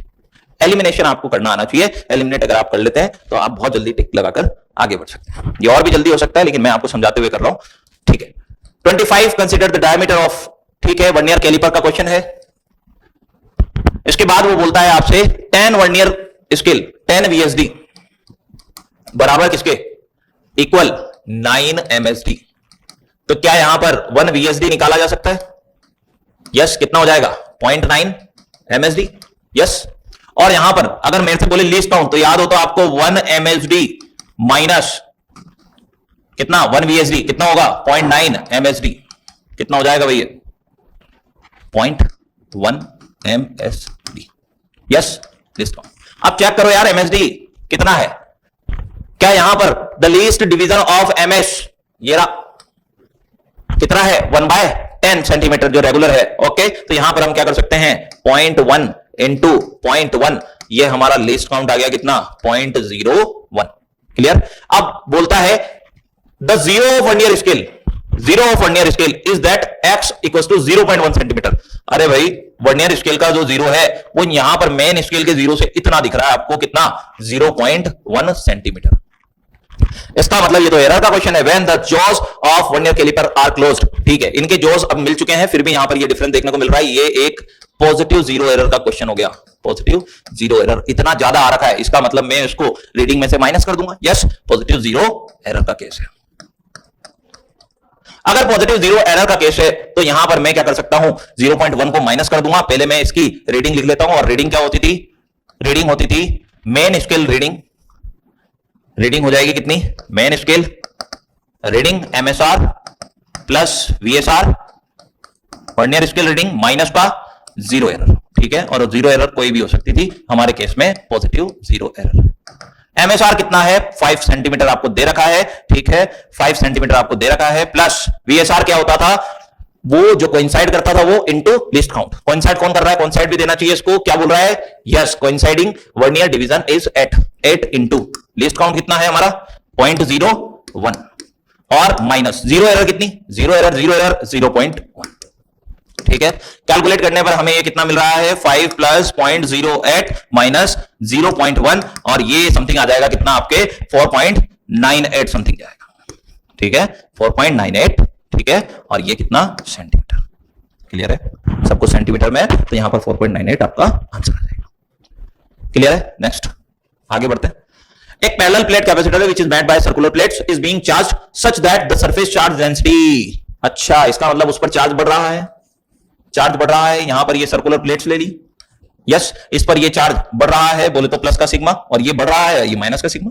यस, और यहां पर याद हो तो आपको एक IC कंडक्टिंग करंट और यहां पर एक डिस्प्लेसमेंट करंट होती थी ID, और चार्ज का मान जैसे जैसे बढ़ रहा है, यहां पर मैग्नेटिक फील्ड का मान भी बढ़ रहा है। अरे यार, ये तो मैग्नेटिक फील्ड का मान बढ़ रहा है, जीरो कभी नहीं हो सकता, zero between no, zero no, constant नहीं। अब यहां पर क्या होगा, ठीक है, बढ़े आगे। हाँ ठीक है, ये तो आंसर आ गया था। नेक्स्ट, इसके बाद बोलता है एक unpolarised light beam travelling in air and incidenting on a medium. अरे वाह, ये तो सिंपल क्वेश्चन है। ये एक तरीके से आपने ब्रेस्टर एंगल पढ़ा होगा। ठीक है, कितना होता था, tan थीटा बराबर म्यू। यस, तो थीटा बराबर tan इनवर्स म्यू, तो ये कितना हो जाएगा, tan इनवर्स म्यू का मान कितना है, म्यू है अपने पास 1.73, और ये तो हम जानते हैं सर, ये √3 हो सकता है, तो tan इनवर्स √3 ये आपको कितना हो जाएगा, tan इनवर्स √3 है 60 डिग्री समथिंग जाएगा। यस, और थीटा इक्वल टू 60 डिग्री, वो तो ये रहा, वो तो ये रहा, और किसमें 60 डिग्री, एक इधर है, बाकी इधर तो 30 कैंसिल कैंसिल। इधर के मतलब क्या है सर, 60 डिग्री है, लेकिन यहां पर 30 डिग्री की भी बात हो रही है, देख लेते हैं एक बार कंफर्म। अच्छा, क्या बोल रहा है पूरा, both reflected and transmitted light are perfectly polarised, लेकिन क्या 30 डिग्री की भी बात हो रही है, with the angle of reflection and reflection close to 30 degree. ना ना ना, reflection light is completely polarised and the angle of the deflection और reflection is close to 60 degree. बिल्कुल सही बात है, ये अपना आंसर है। ठीक है, इसके अंदर यहां पर 30 डिग्री की बात की गई है, दैट इज रॉन्ग। ठीक है, ऑब्वियस सी बात है, परफेक्टली पोलराइज्ड केवल और केवल रिफ्लेक्शन के मामले में हमें मिलती है। यस, बढ़े आगे। इसके बाद two identical charge conducting spheres A and B have their centres separated by certain distance. ठीक है, दो आइडेंटिकल चार्ज कंडक्टिंग स्फीयर है, ए और बी है, ये ए हो गया, ये बी हो गया, और दोनों आर और इधर भी कितना है आर। ठीक है, ए हो गया, बी हो गया, and their centre separated with a certain distance, पता नहीं कितना है, आर मान लिया गया है। ओके, अब बोलता है charge on the each sphere is Q. Okay, मान लिया क्यू। ठीक है, and the force of repulsion between them is F. इस पर जो एफ लग रहा है इस टाइम, एफ इक्वल टू कितना हो जाएगा, के Q square upon repulsion between them F. A third identical uncharged conducting sphere. Okay, एक और सेम चार्ज जिसकी रेडियस भी सेम है, उसी को यहां पर लेकर आया गया और क्या करा गया, brought into the contact with sphere A. ठीक है, मैं यहां पर क्या करता हूं, ये दोनों हैं Q और यहां पर ये है B, और यहां पर हमने क्या किया, B और ये है A और यहां पर है Q। अब मैं एक C को लेकर आया और इसके टच में रखा, इसके टच में मैंने जैसे ही रखा, इसकी भी कितनी है रेडियस, R R R, और मैंने जैसे ही इसको इसके साथ रखा तो यहां पर मैं जानता हूं Q ही है जो बटने वाला है। कितना कितना हो जाएगा, अलग पेन से लिख देते हैं, Q/2, और ये भी हो जाएगा Q/2। ठीक है, उसके बाद इसने क्या किया, उसके बाद ये बोलता है कि ये जो C है and then with B। Okay, फिर इसको कनेक्ट किया किससे, B से, यहां से कनेक्शन हटाया और इसको इससे कनेक्ट किया। ये बताओ अभी टोटल चार्ज कितना हो गया, Q प्लस Q/2, कितना हो गया ये 3Q/2। यस, और 3Q/2। अब इन दोनों पर चार्ज एक्यूमुलेट होगा, मतलब क्या होगा, चार्ज बढ़ जाएगा, डिस्ट्रीब्यूट होगा, तो कितना कितना होगा, ये हो जाएगा 3Q/2। अब यहां पर C के पास भी आ जाएगा कितना, 3Q/2, और B के पास भी कितना आ जाएगा, 3Q/2। सॉरी, कितना है, 3Q/2, आधा आधा बढ़ जाएगा तो ये 3Q/4, और ये भी कितना हो जाएगा, 3Q/4। अब वो क्या बोला आगे, हाँ बोलता है repulsion between the sphere of A and B. ठीक है, new force of repulsion between A and B. अब ए और बी, फाइनली चार्ज कितना है, इसके पास Q और इसके पास कितना है, 3Q/4। ठीक है, हमने क्या करना है यहां पर, फाइनली जो है ए और बी के बीच में, अब मैं यहां पर ही थोड़ा सा चेंज कर दूं। यस, फाइनली कितना हो गया, इन दोनों के बीच की बात कर रहे हैं, तो सर इन दोनों के बीच में जो फोर्स है वो फोर्स कितना हो जाएगा, के, फोर्स कितना हो जाएगा भाई, के Q 3Q/4 upon are square. कितना आ रही है, अच्छा ये Q कितना हो जाएगा, ये Q/2 बन चुका है, तो यहां पर ये कितना हो जाएगा भाई, हमारे पास हो जाएगा 3K Q² upon 8 upon are square. ये कौन है, ये तो फोर्स है, कितना हो जाएगा 3/8 फोर्स, ये आ गया कितना F डैश, तो ये हो गया अपना आंसर 3/8 F। यस, नेक्स्ट, एक कंटेनर है, chambers V1 V2 litre separated by partition made a thermal insulator. ठीक है, ये एक कंटेनर है, यहां पर ये एक पार्टीशन बना दिया, इधर ले रखा है V1 जो कितना है 2 लीटर, इधर दे रखा है V2 जो दे रखा है 3 litre, partition made of thermal. ठीक है, द चेंबर कंटेंट्स N1, इधर की तरफ कितना है 5 और इधर की तरफ कितना है N2 विच इज 4 मोल्स। ठीक है, P1 कितना है, P1 है 1 और P2 है 2 ATM। ठीक है, अब अपन से बोल रहा है कि भाई यहां पर when the partition is remove, जैसे पार्टीशन को रिमूव किया, हम जानते हैं यहां पर वॉल्यूम कितना हो जाएगा, V फाइनल अगर V है तो यहां पर ये V1 plus V2, V final कितना हो जाएगा, V1 प्लस V2। क्लियर, और when the partition is remove the mixture attain, mixture का अपन को चाहिए, तो यहां पर और क्या हो सकता है सर, इसकी एनर्जी कितनी होगी, कुछ एनर्जी होगी।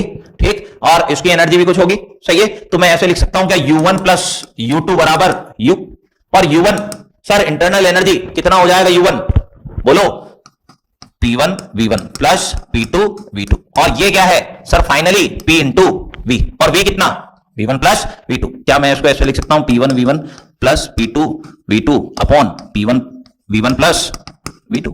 यस, ये हो गया P मिक्सचर। जल्दी बताओ कितना हो जाएगा, सॉल्व करें तो P1 V1 2 इंटू 1 प्लस कितना हो जाएगा, P2 V2 3 इंटू 2 अपॉन नीचे V1 प्लस V2 बोलो 2 प्लस 3 कितना हो गया 5, ये हो गया 2 प्लस 6 अपॉन 5 कितना हो गया 8 अपॉन 5, कितना होता है ये हो जाएगा 1.36। यस, ठीक है, next, a particle of mass small m is moving around the origin with a constant force F pulling it toward the origin। ठीक है, ओके, कुछ इस तरह से फोर्स लग रहा है और F का मान कितना होता है mv²/r, ठीक है, इट्स मोशन। अच्छा, बोहर मॉडल को यहां पर यूज किया गया टू डिस्क्राइब इट्स मोशन, और बोहर मॉडल जी बोलते हैं mvr बराबर nh/2π। याद हो तो n कोई इंटीजर होता था, यस, nh/2π, क्लियर, ठीक है। The radius of the nth orbit and the particles speed v in the orbit depends on small n। अब देखो हमारे पास क्या क्या है, यहां पर m का भी काम नहीं है, f का भी काम नहीं है, मैं ऐसे लिख सकता हूं v square is proportional to small r, ठीक है। यहां पर सब रिलेशन प्रोपोर्शनल में, मैंने इन सबको हटा दिया, कांस्टेंट मान लिया, ठीक है। यहां पर n और h/2π गया, v और r, m को कांस्टेंट मान लिया, ये दोनों कांस्टेंट, ठीक है, ये भी कांस्टेंट, n और vr का रिलेशन है, ठीक है। ये बताओ v बराबर क्या लिख सकते हैं अपन, v is proportional to √r, ठीक है। मैंने यहां पर क्या कर दिया, v √r इंटू r बराबर ये कितना हो जाएगा n, तो ये कितना हो जाएगा r की पावर 1 + 1/2 बोले तो 3/2, ये हो गया n, ठीक है। कहीं है क्या, अच्छा r निकालना है तो r प्रोपोर्शनल n की पावर कितना हो जाएगा 2/3। देखो कौन से में r, ये खत्म, ये भी, अरे यार यही दिख रहा है, ठीक है। v भी देख लेते हैं, v चेक कर लेते हैं, जब सॉल्व कर रहे हैं तो चेक ही कर लेते हैं। v is proportional to r कितना, n की पावर 2/3 इंटू 1/2, कटा कितना हो गया, प्रोपोर्शनल n की पावर 1/3। हाँ भाई बिल्कुल करेक्ट है दोनों, ठीक है। चलिए, क्या बोलता है, radius of Martian orbits around the sun, ठीक है, ये वही वाला क्वेश्चन लग रहा है, t² is proportional to small r³, ठीक है, 4 times the radius of the, ठीक है। यहां पर हमने लिखा r ऑफ मार्टियन, ठीक है, प्रोपोर्शनल टू या equal to 4 times of r Mercury, ठीक है। और क्या है, बोलता है t ऑफ मार्टियन कितना 687 Earth days. Then which of the following length of 1 year of the Mercury, अपन को t मर्क्यूरी निकालना है, क्या निकालना है, t मर्क्यूरी, यस।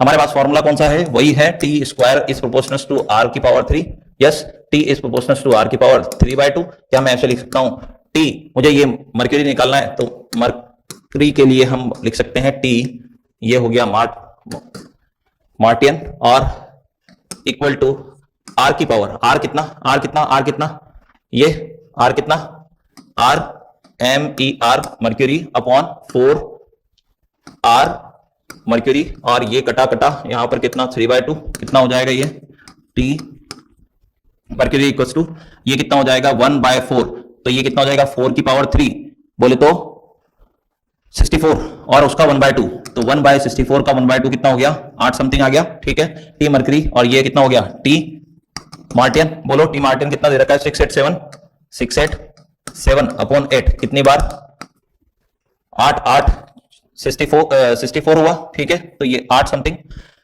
हाँ ठीक है। और यहां पर कितना हो गया ये अपने पास 8 5 40, सही है, और 8 6 48 समथिंग, यस। हाँ तो यहां पर ये 85 के लगभग आ रहा है, तो यहां पर ये कितना आ जाएगा 88 अर्थ डेज, क्लियर है, ठीक है। चलिए आगे बढ़ते हैं।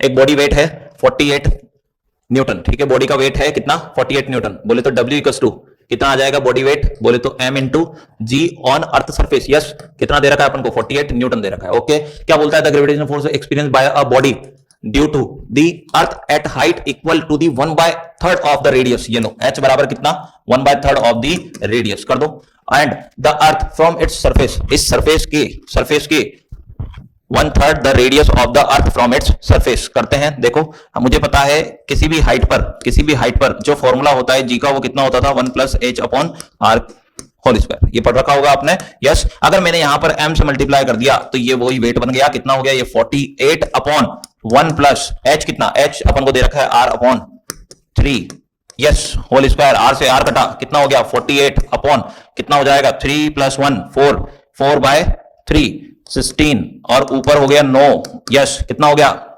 16 से, कितना हो जाएगा 16 से ये कितनी बार कटा 4 से, बताओ भाई 4 से ये गया 4, यस, ठीक है, 3 बार 9 3 27, ठीक है, 27 समथिंग अपना आंसर आ रहा है। बढ़ते हैं आगे।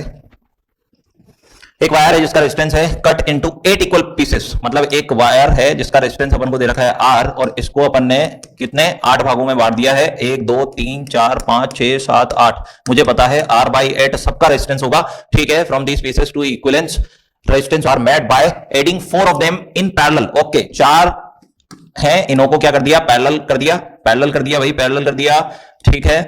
हाँ, अब क्या करा, ऐसा ही एक और कॉम्बिनेशन बोल रहा है, देन दीज 2 सेट्स, 2 सेट बनाओ जल्दी से और उनको सीरीज में ऐड कर दो। ये बताओ R/8 R/8 R/8, तो आप यहां पर बताओ ये पैरेलल है तो 1/R इक्विवेलेंट वाला फॉर्मूला लगाते थे, 1/R कितना, R/8 R/8, ये R/8 R/8 और ये भी कितना होगा R/8, तो ये तो 4 हो गया। क्या मैं ऐसे लिख सकता हूं ये इंटू 4, तो 4 इंटू 8 32 और नीचे R इक्विवेलेंट कितना आ गया एक सेट के लिए, बोले तो R/32, ये हो गया R/32 प्लस R/32, कितना हो जाएगा R/32 प्लस R/32, कितना हो जाएगा 2R/32 which is R/16। Clear, R/16। Next, de Broglie wavelength of an electron orbiting in n equal to 2, ठीक है, एटम, ठीक ठीक ठीक। अपन को R एक फॉर्मूला पढ़ रखा है अपन ने, R0 into n² by Z।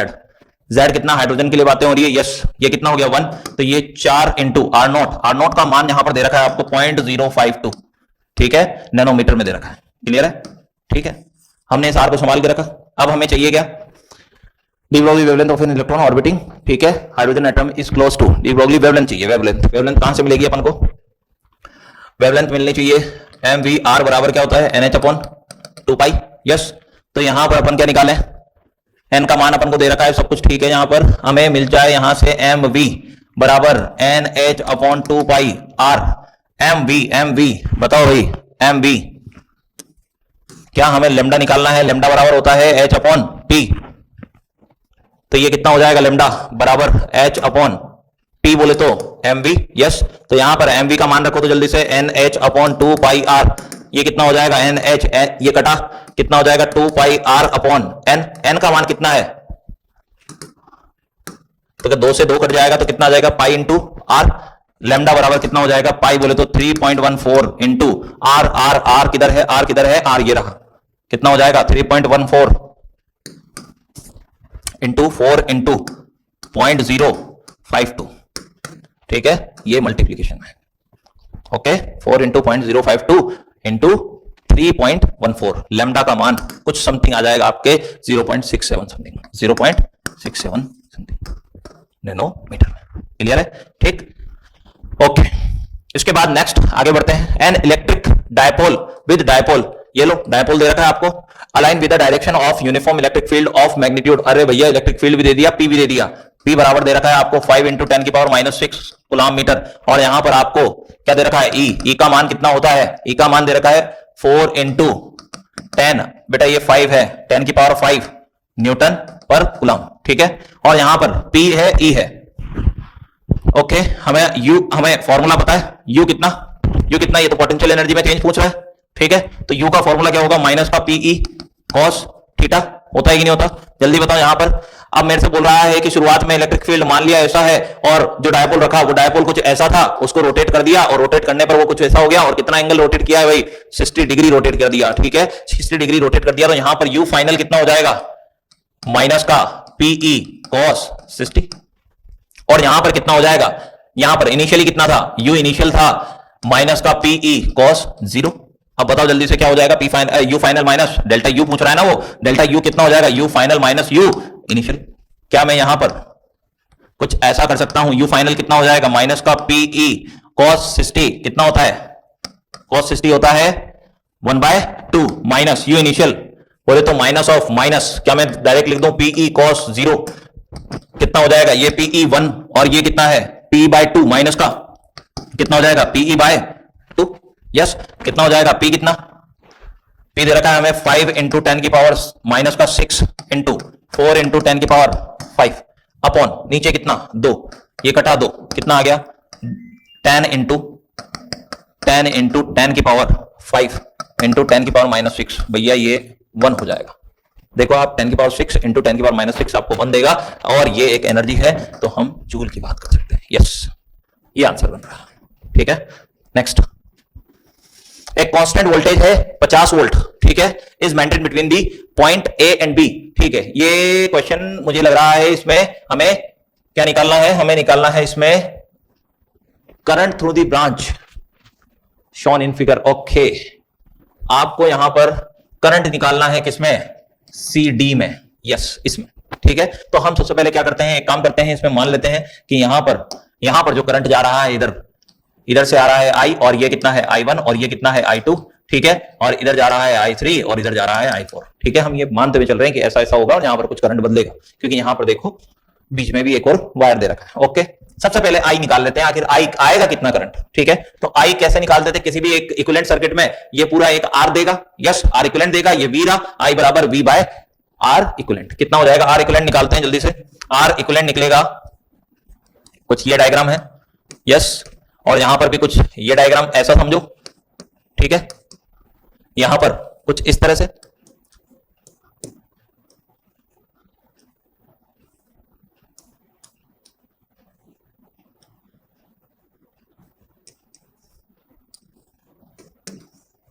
ये हो गया 50 वोल्ट, ठीक है। यहां पर ये है 1 ओम, ये है 3 ओम, ये है 2 ओम और ये है 4 ओम, ठीक है। कुछ इस तरह से ये डायग्राम बनेगा। आर इक्विवेलेंट कितना हो जाएगा, ये दोनों है पैरेलल में, बोले तो 1/2 प्लस 1/4 कितना हो जाएगा 8, तो 4 प्लस 2 बोले तो 6/8, 3 और ये 4, तो ये बताओ 1/R इक्विवेलेंट कितना हो जाएगा, आर इक्विवेलेंट बराबर हो जाएगा 4/3, ठीक है। इधर की तरफ आर इक्विवेलेंट कितना हो जाएगा 1/1 प्लस 1/3 कितना हो जाएगा 3, तो इधर कितना हो जाएगा 3 प्लस 1 बोले तो 4/3, यस, ये आर इक्विवेलेंट इधर का आ गया।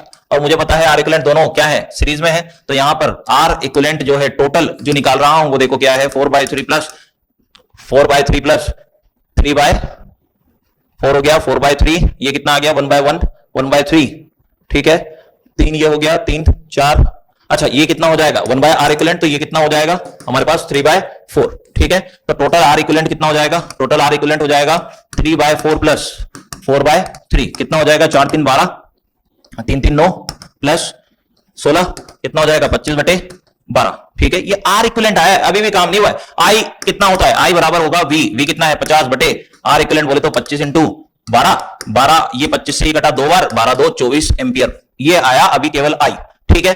हमारा काम क्या है I1 I2 निकालना। देखो भाई I1 I2 को निकालेंगे कैसे, I1 I2 को निकालने के लिए आप करोगे क्या, ये है I1 और रेशो लोगे I2 से, तो ये I1 I2 sir V potential parallel है, सेम रहेगा, V अपॉन कितना हो जाएगा R1 V अपॉन R2, ठीक है। ये हो जाएगा R2 रेशो R1, R2 कौन है 3 रेशो 1, सही है। अगर मैं इसको सॉल्व करूं आगे, तो ये बताओ मुझे, अगर मुझे I1 का मान निकालना है तो I1 बराबर क्या लिख सकता हूं 3/4 इंटू I का मान कितना है, I का मान कितना है, I का मान है 24, कितना हो जाएगा 6 3 18, I2 कितना हो जाएगा भाई 1/4 इंटू 24 कितना आ गया 6, इसका मतलब सर यहां पर जाएगा 18 और यहां पर जाएगा 6। क्या मुझे ये निकालना है, यस, तो इसका मतलब I3 भी निकालना पड़ेगा। कैलकुलेशन है, लंबी है, लेंथी है थोड़ा क्वेश्चन, ठीक। मैं इसको थोड़ा सा शिफ्ट कर देता हूं ऊपर, यस।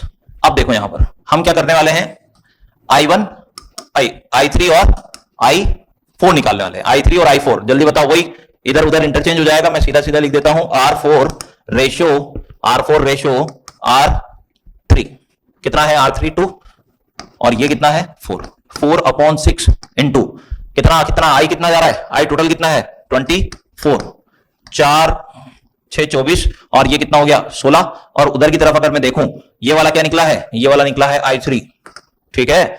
4 टोटल इंटू मल्टीप्लीकेशन में किसके 24 के, यस, कितना हो जाएगा 16, I3 कितना हो गया 16 हो गया है, I3 हो गया है 16। अब मेरे को एक बार बताओ, आपको निकालना क्या है, CD निकालना है। इधर से आ रहा है 18, इधर की तरफ गया 16, तो इधर कितना गया 2 एम्पियर। बस ऑप्शन में चेक कर लो, 2 कहां है 2 कहां है 2 कहां है 2 यहां है, क्लियर है, ठीक है। Next question, a photon of an electron mass m have the same energy E, the ratio, okay, lambda p by lambda E चाहिए, lambda p by lambda E चाहिए। हमारे पास 2 फॉर्मूले थे, याद हो तो, E फोटोन के लिए होता था Hc अपॉन लैम्डा p, तो लैम्डा p बराबर क्या हो जाएगा Hc अपॉन E।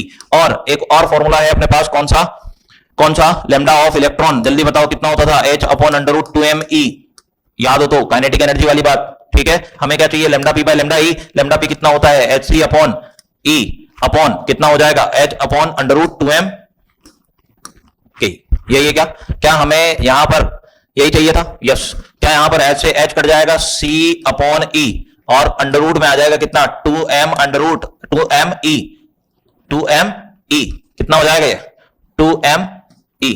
ठीक है, जल्दी बताओ यहां पर e क्या यहां पर c अपॉन रूट में मामला? यस। तो कितना लिख सकता हूं 2m अपॉन e। कौन सा ऑप्शन है जिसके अंदर देखो ये रूट e है, तो यहां पर e को काटेगा तो रूट e में काटेगा, मैंने पूरा कंबाइन करके लिख दिया है। तो ये हमें कौन सा ऑप्शन मिल रहा है? केवल पहला ऑप्शन मिल रहा है। ठीक है, नेक्स्ट आगे बढ़ते हैं। विच of the following option represent the variation of photo electric current? अरे यार फोटो इलेक्ट्रिक करंट कितनी बार पढ़ा दिया, कितनी बार समझा दिया कि देखो जब यहां पर इंटेंसिटी की बात हो, क्या इंटेंसिटी और फोटो इलेक्ट्रिक करंट, भैया यहां तो रिश्ता सीधा सीधा है, इंटेंसिटी ऑफ लाइट दे रखी है और फ्रीक्वेंसी की बात कर रखी है, लेकिन भैया फ्रीक्वेंसी और करंट का तो रिश्ता है ही नहीं। यस, इसका मतलब वो डिपेंड करता ही नहीं है उस पर। तो यहां पर फ्रीक्वेंसी बढ़ाने पर तो याद हो तो उस इलेक्ट्रॉन का जो निकलता था फोटो इलेक्ट्रॉन, उसकी तो क्या बढ़ जाती थी, काइनेटिक एनर्जी बढ़ जाती थी। यहां पर किसकी बात हो रही है? इंटेंसिटी की बात हो रही है, और इंटेंसिटी बढ़ाने पर इलेक्ट्रॉनों की संख्या बढ़ जाती है और फोटो करंट क्या कर जाएगा? बढ़ जाएगा। यस, तो फोटो करंट बढ़ जाएगा, बिल्कुल सही बात है। इंटेंसिटी ऑफ लाइट बढ़े और फोटो करंट बढ़े, इंटेंसिटी ऑफ लाइट बढ़े और फोटो करंट बढ़े, इंटेंसिटी ऑफ लाइट बढ़े और फोटो करंट बढ़े। क्लियर है? सही है, बढ़े आगे। यस, नेक्स्ट क्वेश्चन क्या है? A sphere of radius capital R is cut from a larger solid sphere of radius 2r। ठीक है, यहां पर ओके एक ये स्फीयर है और इस स्फीयर में से एक छोटा सा स्फीयर निकाल लिया जिसकी रेडियस कितनी हो गई r और इसकी रेडियस कितनी हो गई 2r। ठीक है, as shown in figure the ratio of the moment of inertia of a smaller sphere. इसका स्फीयर का एक मोमेंट ऑफ इनर्शिया निकाल लेते हैं, सबसे बढ़िया। और ये सॉलिड है, सॉलिड के लिए होता था 2/5 कैपिटल M r स्क्वायर। ठीक है, अब यहां पर बात आ रही है कि इस छोटे वाले का मास तो दे ही नहीं रखा, तो निकालना पड़ेगा। ये बताओ रो क्या है? कांस्टेंट है। इसका मतलब यहां पर अगर मैं इसको कैपिटल M मान लूं तो इसको m डैश मान सकता हूं, capital M upon m dash, क्या रो इंटू v कितना 4/3 पाई कैपिटल R क्यूब, बोले तो 2r का whole cube upon rho into 4/3 pi capital R का क्यूब। काट दो सब काट दो, कितना हो जाएगा? ये R क्यूब, ये कटा और यहां पर 8 आ जाएगा, तो m डैश बराबर कितना आ गया? m/8 आ गया। मतलब ये m/8 होगा, m/8 होगा तो ये भी m/8 होगा। इसकी रेडियस कितनी है? कैपिटल R, तो ये हो गया I किसका? इस स्फीयर का, इसके सेंटर ऑफ मास से पास करने वाली एक्सिस ऑफ रोटेशन के अबाउट। क्लियर? लेकिन वो पूछ क्या रहा है? The ratio of the moment of inertia of the smaller sphere, moment of inertia of the smaller sphere. ठीक है, वो तो निकाल लिया सेंटर ऑफ मास के, to that of the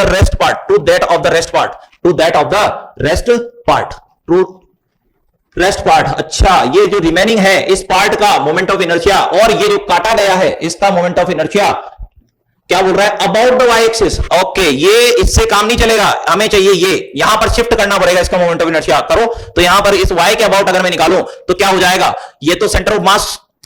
yes, तो हमें पता है पैरेलल एक्सिस थ्योरम से अगर मैं यहां पर इसकी वजह से आई वाई निकालूं तो वो आ जाएगा, कितना आ जाएगा? ICOM प्लस कैपिटल M, मतलब इसका जो मास है, मास कितना है? m/8 इंटू उनके बीच की डिस्टेंस कितनी है? r, इसका स्क्वायर। देखते हैं कितना हो जाएगा? 2/5 m/8 r square plus m/8 r square. m r square अगर कॉमन ले लें तो 2/40 प्लस कितना आ जाएगा? नीचे एलसीएम 40 ले लेते हैं, कितना हो जाएगा? ये 2, कितना हो जाएगा? 2 प्लस 5 कितना हो जाएगा? 7/40। यस, ये किसका है? छोटे वाले का, y के अबाउट। ठीक, अब इस रिमेनिंग का भी निकाल लें। रिमेनिंग का निकालना मतलब आप समझ रहे हो कि हम क्या करें, इस पूरे का moment of inertia yes minus कर दें इस छोटे की वजह से। यस, तो यहां पर कितना हो जाएगा? देखो इस रिमेनिंग पार्ट के लिए निकाल रहे हैं, रिमेनिंग पार्ट के लिए i का मान कितना आएगा वो देख लेते हैं। सबसे पहले 2/5 सेंटर ऑफ मास से बोले तो कैपिटल M और r का मान 2r यस होल स्क्वायर, यही रहेगा। और उसके बाद क्या करना है? 2/5 m इंटू 2r का स्क्वायर, उसमें से माइनस कर देना है किसका? इसका। कितना आ जाएगा? 7/40 m r square, 7/40 m r square. Yes, कितना हो जाएगा ये? 8/5 m r square minus 7/40 m r square. m r square common ले लो, 8/5 माइनस 7/40 कितना हो जाएगा? ये एम आर स्क्वायर, और नीचे की तरफ कितना आ जाएगा 40, तो 5 8 40, 8 और 8 64 माइनस 7 कितना हो जाएगा ये sir 57 M R square upon 40। ठीक है, ये किसकी वजह से है, इसको निकाल दिया, उसके बाद जो इसका moment of inertia I Y निकला वो है, और ये छोटे वाले की वजह से जो स्मॉलर है ना उसकी वजह से हमने क्या निकाल लिया स्मॉल, और ये है रिमेनिंग। हमें पूछ क्या रहा है, हमसे पूछ रहा है the ratio of the moment of inertia of smaller sphere, I smaller की वजह से और आई रिमेनिंग की वजह से। तो स्मॉलर की वजह से कितना था 7/40 एम आर स्क्वायर, और इसकी वजह से कितना था 57/40 कट गया, यस इधर भी एम आर स्क्वायर भी कट गया, तो यहां पर कितना आ जाएगा 7/57 अपना आंसर। क्लियर है, ठीक है, लेंथी था बट इट्स ओके।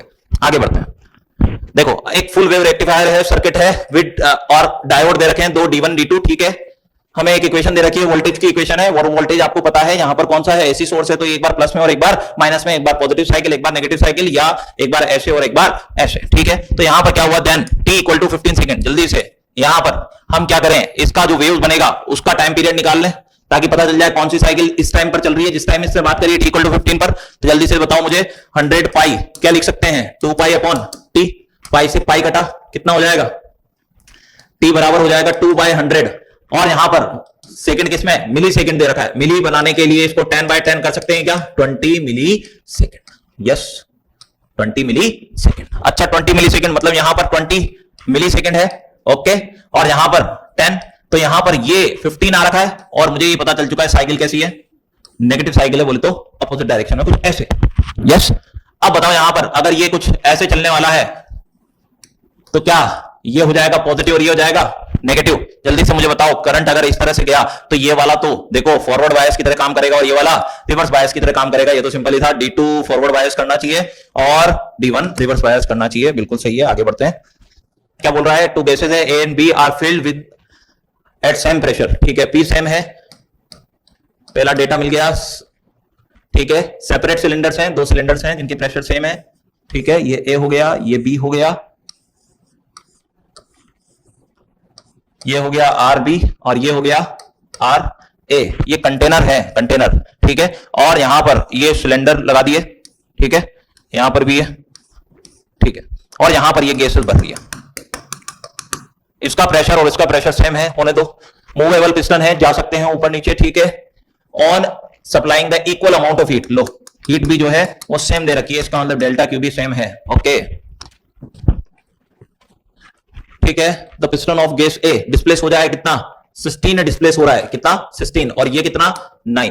तो उसने क्या बोला अपन से, respectively if the changes in their internal energy same, ये है। अच्छा, इंटरनल एनर्जी अगर सेम है मतलब डेल्टा यू ए के लिए और डेल्टा यू बी के लिए दोनों क्या होना चाहिए, सेम होना चाहिए, बिल्कुल सही बात है। पी इंटू डेल्टा वी, क्योंकि पी भी कांस्टेंट है तो यहां पर भी मैं पी को सेम ही रखूंगा, डेल्टा वी। ये क्या है, वॉल्यूम में जो चेंज आया कितना है, यहां से लेके यहां तक गया और यहां से लेके यहां तक गया, इसका एरिया कितना हो जाएगा, एरिया अगर मैं बोलूं एरिया कितना, एरिया हो जाएगा पाई आर ए स्क्वायर, और इसका एरिया कितना हो जाएगा पाई आर बी स्क्वायर। जल्दी से मैं पी को काट देता हूं, और डेल्टा वी कितना हो जाएगा पाई ए का स्क्वायर इंटू लेंथ कितनी है 16 बराबर कितना हो जाएगा पाई आर बी का स्क्वायर, लेंथ कितनी है 9, और जल्दी से मैं यहां पर काटा पीटी कर देता हूं, R A upon R B कितना हो जाएगा अंडर रूट ऑफ 9/16 बोले तो 3/4। क्या मुझे यहां पर द रेशियो ऑफ, ये बेटा यहां पर ध्यान रखना, R A upon R B निकालने को कह रहा है, ठीक है। क्वेश्चन मैंने पढ़ा था तो उसके अंदर यही था, ठीक है। R A upon R B, जल्दी से देखो कितना आ रहा है, R A upon R B आपको बोल रहा है 3/4। नेक्स्ट आगे बढ़ते हैं। A physical quantity P is related to 4 observation A, B, C and D। ठीक है, अरे ये तो सिंपल है यार, आपसे क्या पूछ रहा है, बस ये देख लो, परसेंटेज चेंज पूछ रहा है, परसेंटेज एरर ऑफ मेजरमेंट, ठीक है, 1%, और यहां पर बोलता है percentage error in the quantity P, in the quantity P percentage error पूछ रहा है भाई। फॉर्मूला अभी के अभी ड्रॉ कर लेते हैं, 100%, ठीक है, और यहां पर फॉर्मूला बनेगा 3 into delta A by A into 100%, yes, ठीक है, ये परसेंटेज चेंज है ए का, plus 2 delta B by B into 100, ठीक, प्लस ये परसेंटेज चेंज है खुद ही, ठीक, और यहां पर कितना हो जाएगा 1 इंटू सर ये तो ऊपर जाएगा माइनस, नहीं बेटा, यहां पर आप मैक्सिमम एरर निकाल रहे हो तो ऑब्वियस बात है आपको सब जोड़ना है। कितना हो जाएगा डेल्टा सी बाय सी इंटू 100 प्लस कितना हो जाएगा 1/2। अरे सर ये भी माइनस हो जाएगा, नहीं बेटा ऐसा कुछ भी नहीं है, delta D by D into 100। अब यहां पर बताओ 3 into 1% plus 2 into delta B by B कितना हो गया 3, उसके बाद प्लस 2, ठीक है, प्लस कितना हो जाएगा 1/2 इंटू 4 बोले तो 2 कट गया। यस कितना हो जाएगा 3 प्लस 6 प्लस 2 प्लस 2 कितना होता है 7, 7 प्लस 6 13% अपना answer.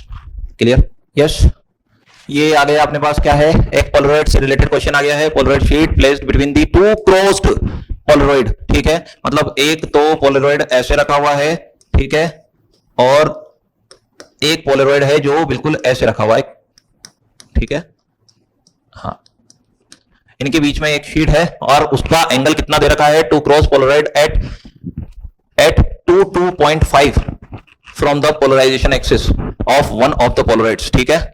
The intensity of transmitted light when polaroid sheet placed between two crossed polaroids at 2.5, ठीक है, क्रॉस्ड कर दिए हैं टू क्रॉस पोलराइड्स एट 2.5, ठीक है। यहां से जब इसको रोटेट किया गया तो यहां पर कुछ इस तरह से एंगल ले आए। यस ये कितना है यहां से 2.5। उसने बोला कि फर्स्ट से जब निकलता है तब यहां पर इंटेंसिटी कितनी दे रखी है, आई नॉट दे रखी है, तो यहां पर कितना हो जाएगा आई नॉट, और इसको अगर मैं थीटा मान लूं तो आई नॉट कॉस स्क्वायर थीटा। यहां से इसके बाद की इंटेंसिटी कुछ ऐसी होने वाली है। यस और फिर उसके बाद यहां से लेके यहां तक की बात हो रही है तो ये अपना कितना हो जाएगा 90 माइनस थीटा। तो हम यहां पर क्या लिख सकते हैं, इससे जो बाहर निकलेगी उसके लिए तो ये इंटेंसिटी अंदर की तरफ जा रही है और बाहर की तरफ जो आउटपुट आ रहा है उसको हम ऐसे लिख सकते हैं I naught cos square theta cos square 90 minus theta. लिख सकते हैं कि नहीं लिख सकते? यस कितना हो जाएगा 90 माइनस थीटा, सही है। कितना हो जाएगा ये हो जाएगा आई नॉट, ये हो गया कॉस स्क्वायर थीटा, ये कॉस 90 माइनस थीटा, मतलब कॉस 90 माइनस थीटा बोले तो साइन ऑफ थीटा और इसका स्क्वायर। यस यहां पर और क्या है, अच्छा ठीक है, अगर मैं यहां पर देखूं तो आई नॉट है, यहां पर ये स्क्वायर के टर्म में, इसको सॉल्व करने का एक और तरीका है अपने पास, 4 से ऊपर नीचे मल्टीप्लाई कर दो, ये हो जाएगा आई नॉट बाय 4 और ये हो जाएगा 2 का स्क्वायर कॉस का स्क्वायर और sine square theta, 2 cos theta और साइन थीटा, ठीक है, उसका होल स्क्वायर। तो ये कितना हो जाएगा sir I naught by 4 into ये कितना हो जाएगा साइन 2 थीटा का साइन 2 थीटा का स्क्वायर कितना हो जाएगा ये साइन 2 थीटा का होल स्क्वायर बोले तो साइन 2 थीटा, थीटा कितना है 22.5, ये कितना हो जाएगा 45 और साइन 45 डिग्री का होल स्क्वायर और ये हो जाएगा आई नॉट बाय 4, तो ये हो जाएगा आई नॉट बाय 4 और 1/√2 का होल स्क्वायर बोले तो 1/2 बोले तो आई नॉट बाय 8। क्लियर है? Yes okay next. दो आइडेंटिकल पी एंड क्यू, ठीक है, दो मासेस हैं suspended from the two separate massless springs, ठीक है, ये है पी और ये है क्यू, ठीक है।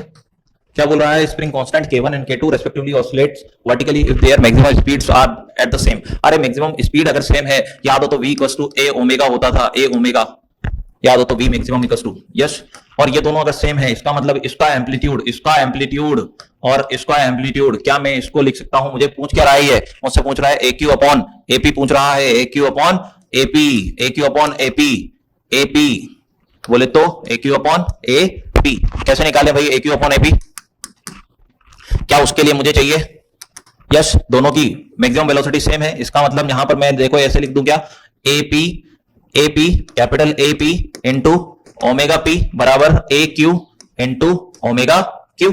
जल्दी बताओ मुझे AP अपॉन AQ, मुझसे पूछ रहा है AQ upon AQ upon AP, क्या मैं ऐसे लिख सकता हूं omega P upon omega Q, और मैं जानता हूं ओमेगा इक्वल टू कितना हो जाएगा √K/m, पढ़ रखा होगा बेटा आपने। Yes omega P, sir K तो क्या है, दोनों के K क्या है, K1 और K2 हैं, अच्छा मास तो सेम है, ठीक है, तो इसका मतलब ओमेगा इक्वल टू क्या लिख सकते हैं √K, यस प्रोपोर्शनल किसके रहेगा K, तो यहां पर लिख सकते हैं √KP अपॉन √KQ बराबर AQ upon AP। Sir KP बोले तो क्या दे रखा है, KP हमें K1 और K2 में कन्वर्ट कर देना है, ओके, तो ये कितना हो जाएगा K1 और ये कितना हो जाएगा K2, और अपना √K1/K2 कौन सा आंसर दे रखा है, क्लियर है, AQ/AP निकालना है, यस AQ/AP ही निकालना है, देखो ठीक है। नेक्स्ट आगे बढ़ते हैं। एक पाइप है open at both and, okay, open at both and, इसकी फ्रीक्वेंसी कितनी होती थी? याद हो तो दोनों तरफ एंटीनोड इस तरह से बनते थे, यस। तो लेमडा बाय 2, तो यहां पर अपन जानते हैं इसकी फ्रीक्वेंसी कितनी होती थी? n बराबर v बाय 12 होती थी, यस। अब उसने क्या बोला? एयर में उसकी, और ये कितनी दे रखी है? f दे रखी है, ठीक है। The pipe now dipped vertically in a water drum to half of its length, इसकी आधी लेंथ तक हमने इसको भर दिया। तो ठीक है सर, ये बताओ आधी लेंथ तक जब आपने इसमें वाटर भरा होगा तो ये कैसा बिहेव कर रही होगी? क्लोज ऑर्गन पाइप सीओपी की तरह, यस। और यहां पर ये पूरी लेंथ कितनी थी? L, और उसको क्या कर दिया गया? L बाय 2 कर दिया गया, यस। ये कितना हो गया? L by 2। जल्दी बताओ कितना हो जाएगा? फ्रीक्वेंसी F इक्वल टू कितना होता था किसी भी क्लोज ऑर्गन पाइप के लिए? होता था V बाय 4L। तो यहां पर ये कितना हो जाएगा? L का मान कितना हो गया? आधा कर दिया गया है, बोले तो L बाय 2 कर दिया गया है। V by 4 into L by 2 कटा कटा कितना हो गया? V by, yes. ये मान लो F डैश है, तो ये किसके बराबर आ रही है? किसके बराबर आ रही है बेटा? F डैश आ रही है बराबर किसके? F के, यस। फोर्थ आंसर, ठीक है, ओके बेटा, ठीक है, थैंक यू।